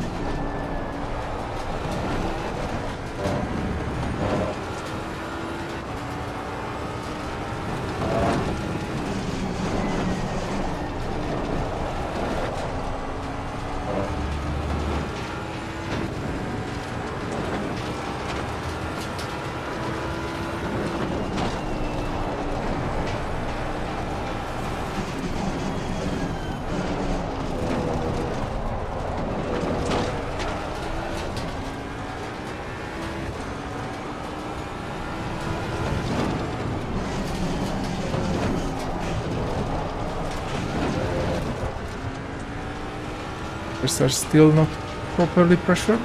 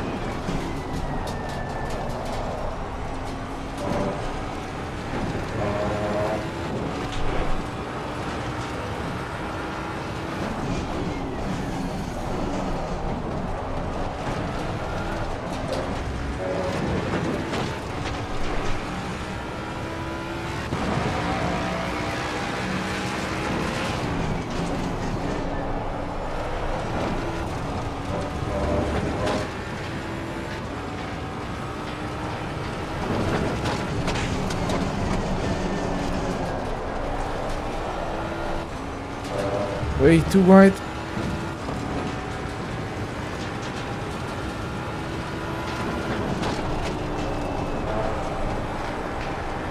Much better here.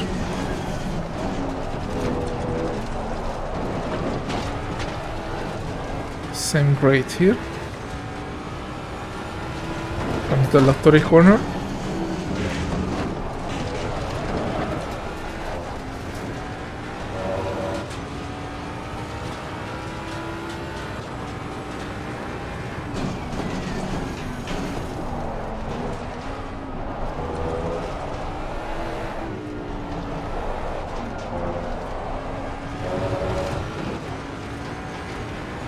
Drives great there too.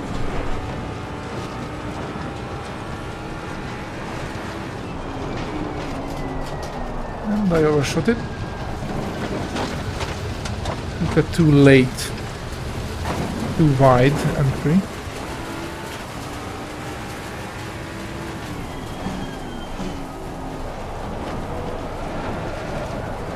Now my tires are dirty.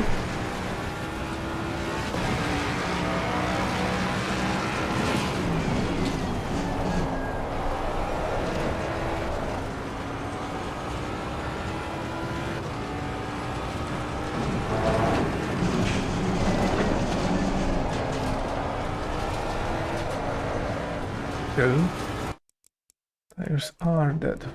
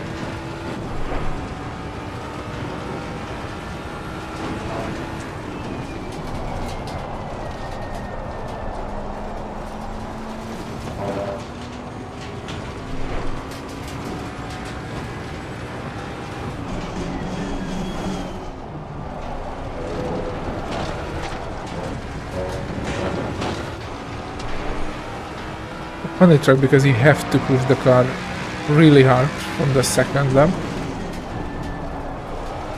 You have the proper pressures for the third lap.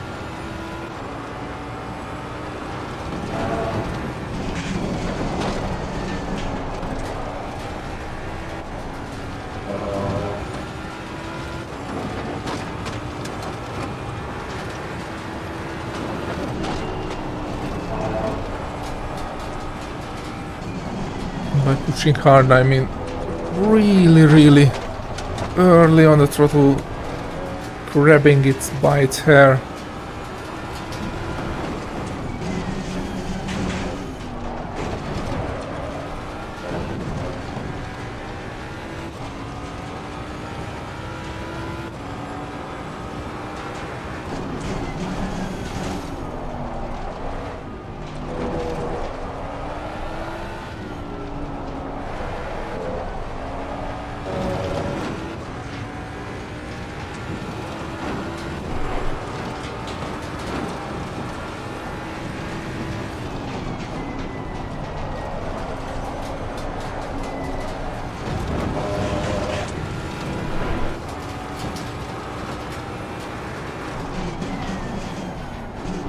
Still not as much exit rotation there as I would like in the test right-hander, but I don't want to sacrifice other parts of the setup for that one corner.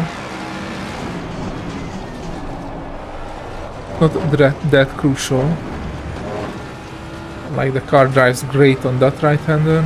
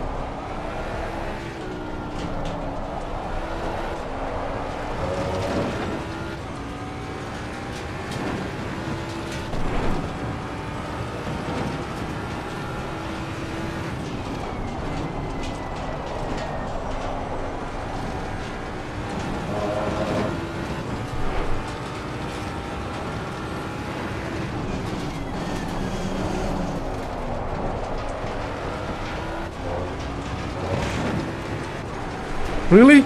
000 delta? Okay. Well, I'm not complaining about that.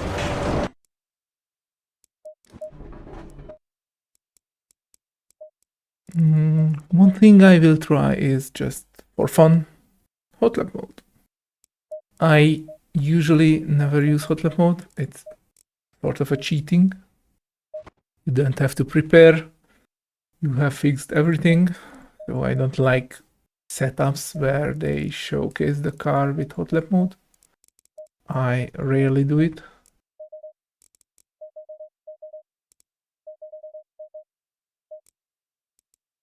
But now I will just try because I like lapping this track, and maybe I can do a miracle fast lap just for fun.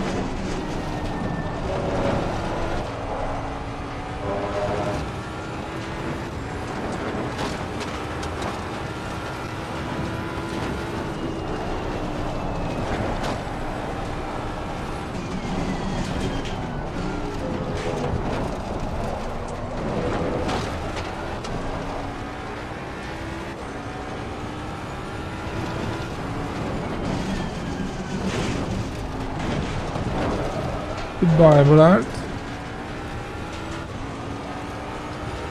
Hi there. How are you?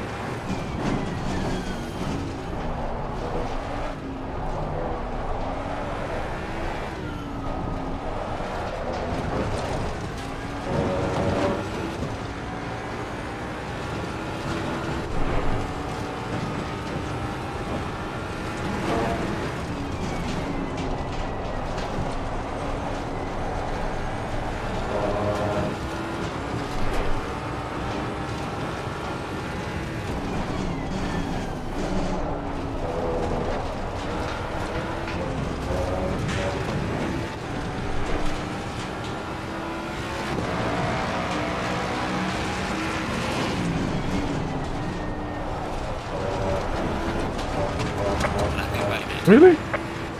Come on. These British stewards are a bit too eager.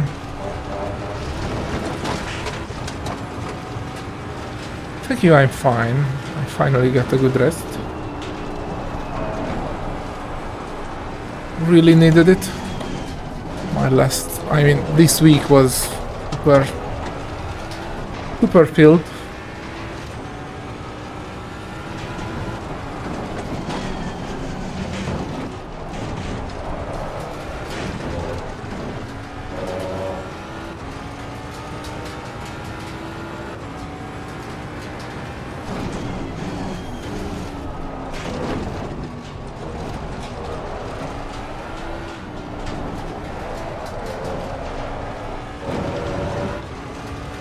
If you don't want to care about the tires, this car can be fun, like throwing it around madly.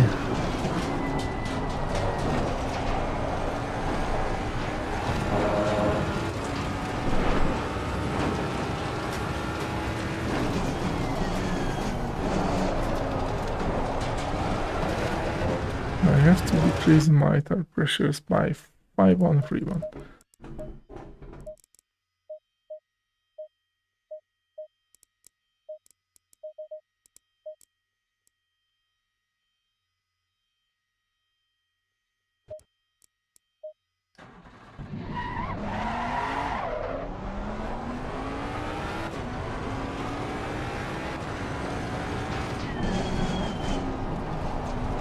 Let's make a lap without invalidating it.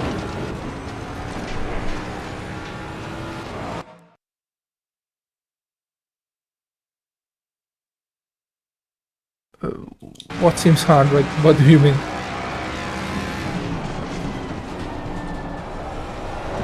Like driving this track? It's fun. It's a very great track to drive. It's a bit too thin to squeeze to race, but driving it is fun. Also, the setups are done. I also made a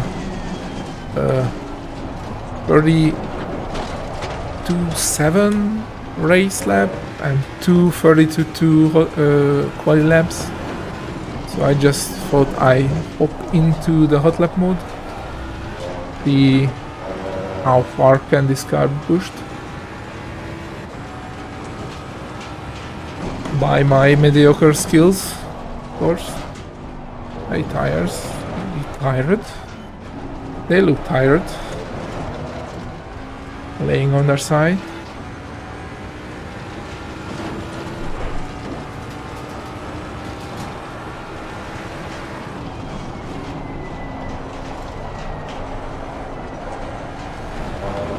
Understeer there.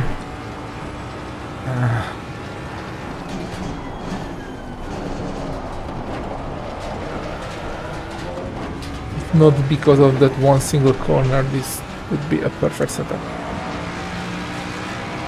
But you have to make sacrifices sometimes.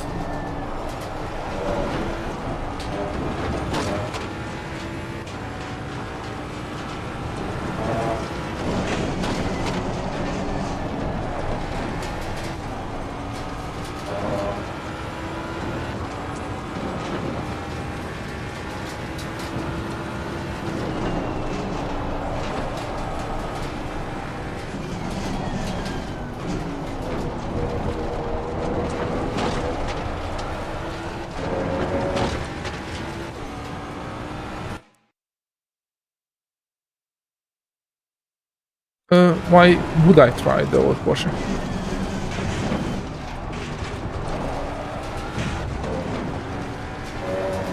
I mean, give me a good real reason.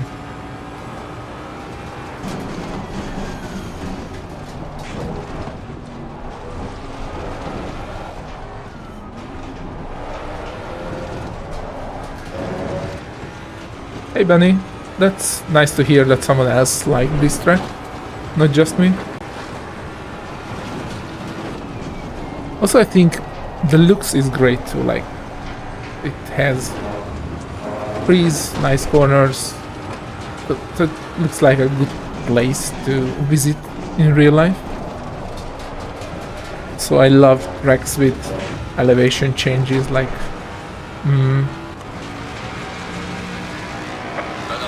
a roller coaster.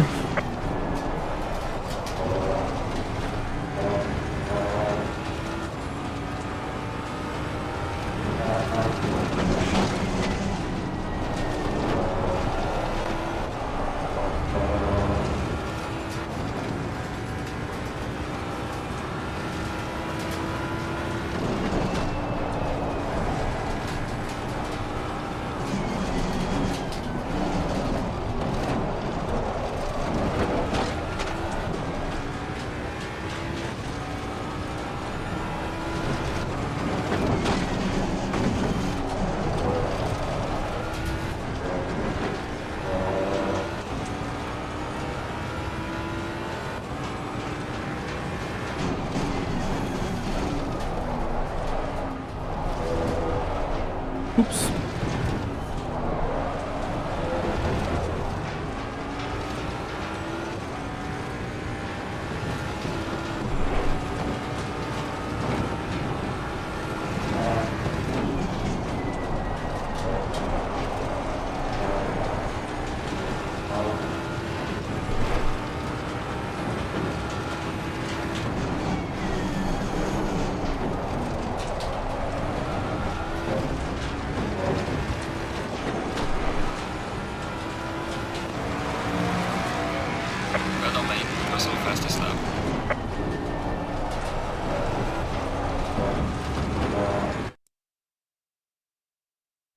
Oh, this is by the way Assetto Corsa competizione, so it's not the same. Normal AC is sort of open. ACC is the official simulator for SRO, which is basically the European government for GT racing. So ACC is very good in that regard. It has a lot of internal data from the real cars.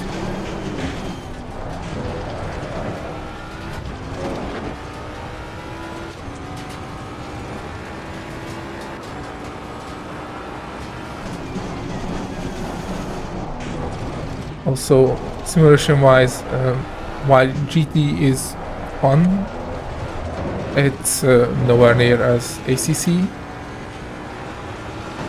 in many aspects.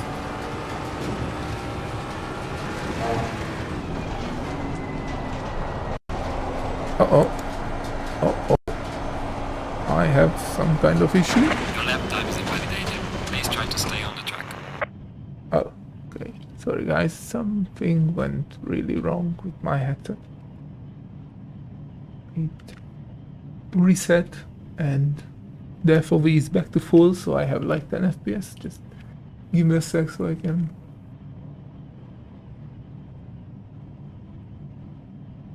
So the mirror is gone? Yeah, it looks like the mirror is gone. Okay. Mirror is back. FOV is back, and hopefully you are back too.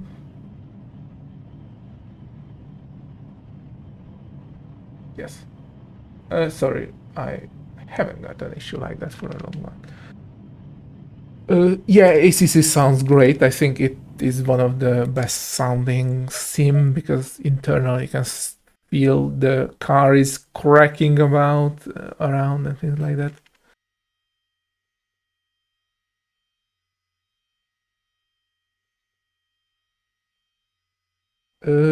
Azrael, yeah, I think I should. I should do a lot of things.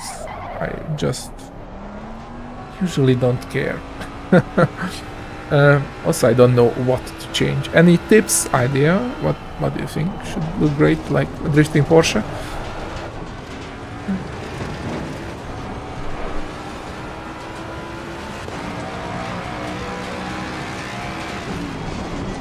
Thank you, you have a nice day too, and thanks for joining in. Make sure to try ACC if you have a chance, and a wheel. It's not that great on a gamepad, I guess.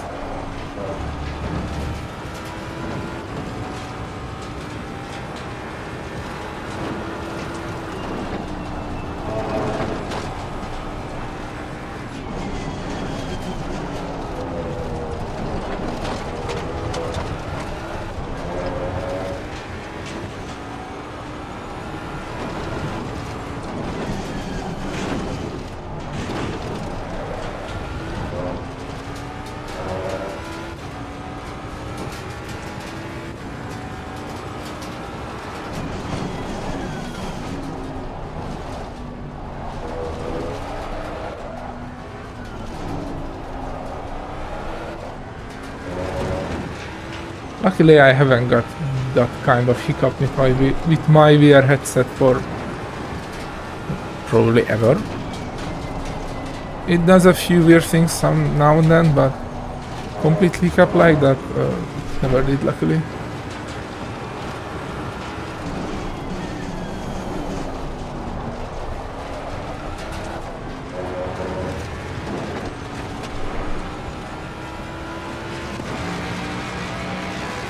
I mean, I'm breaking your laps or you do?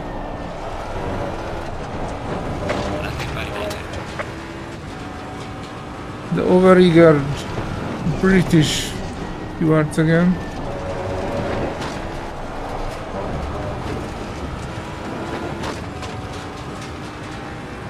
That's nice.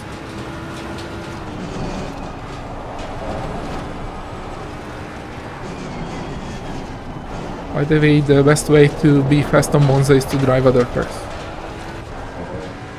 The issue with Monza is that you have way too much time when you don't do anything apart from pushing the throttle. And you don't learn that much from that.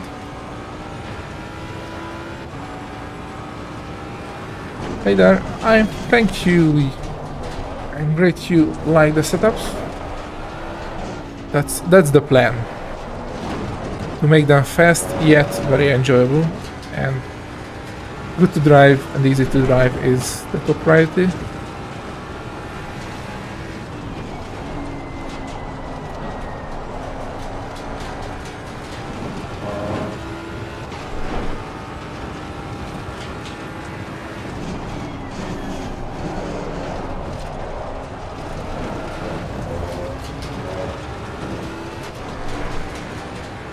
By the way, guys, did you check the screenshot of the thumbnail? I think that looks awesome.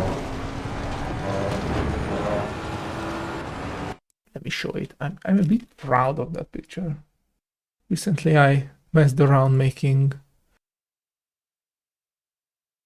8K pictures. Can I throw it there? Maybe now?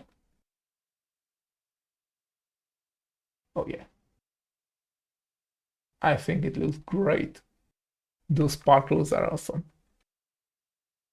And it's very detailed. Like, that's the resolution.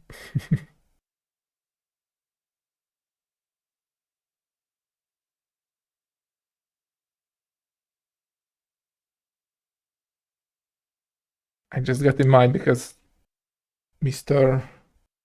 Solar Warden has 4K visuals in his name.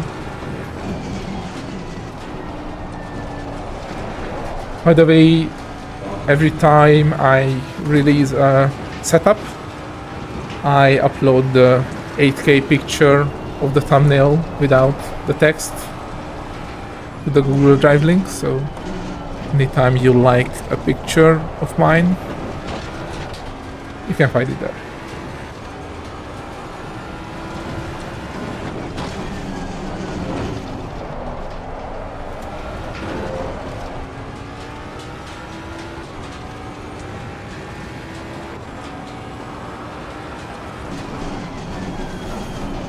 Okay, I should try to make a normal lap.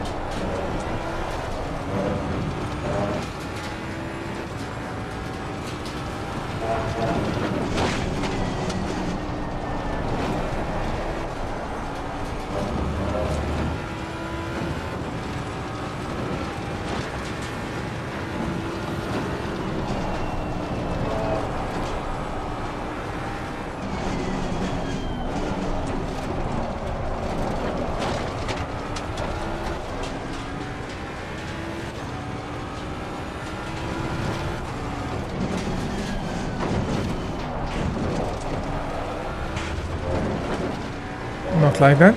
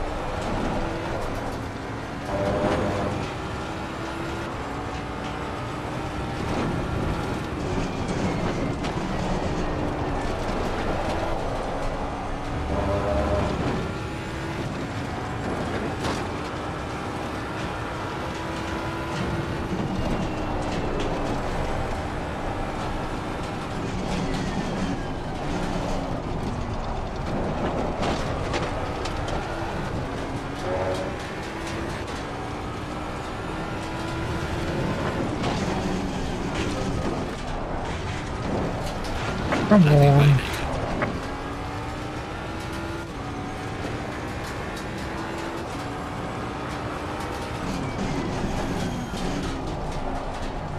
Oh, I have over pressure on my right hand too. Okay.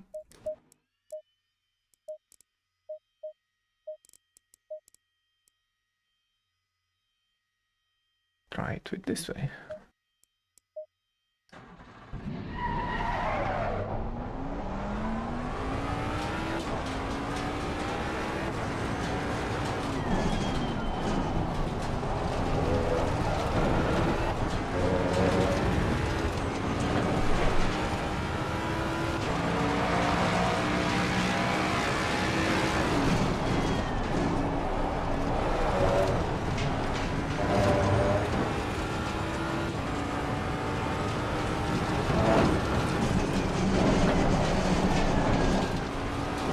Cut detected.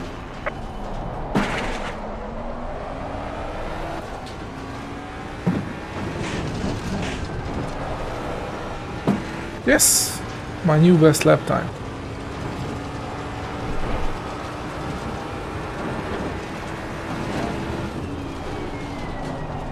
I should make a how to lap Oulton Park under a minute tutorial.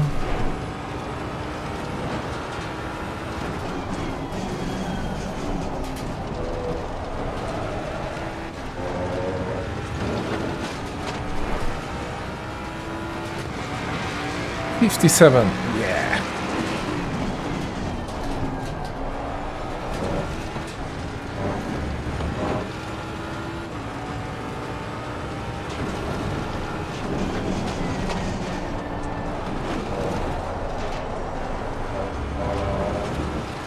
think I'm getting a bit tired. I'm not as precise as I should be.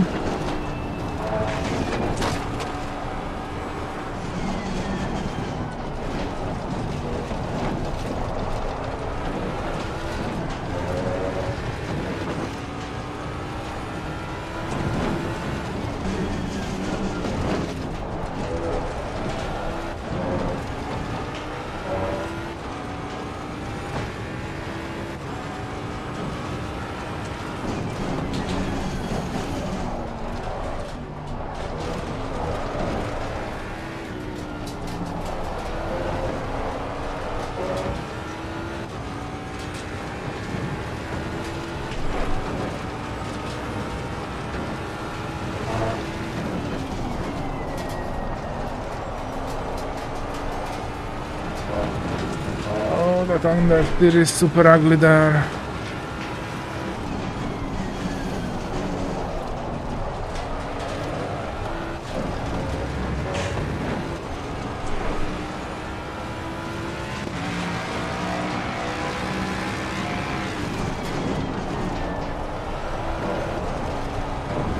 Cut detected. Come on.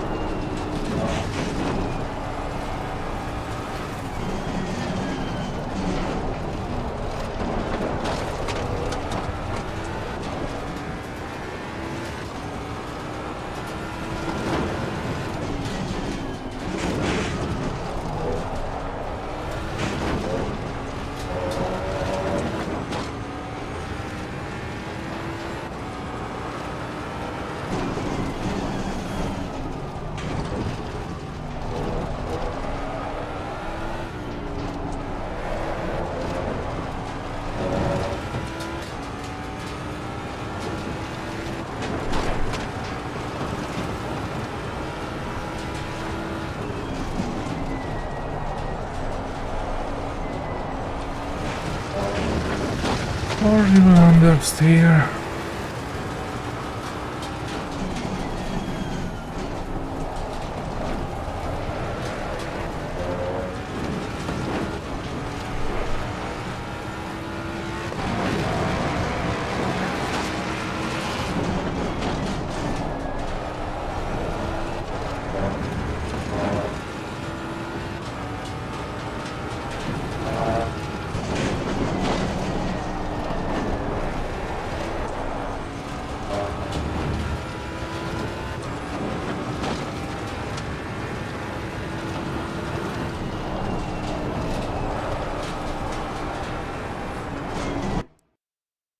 Oops.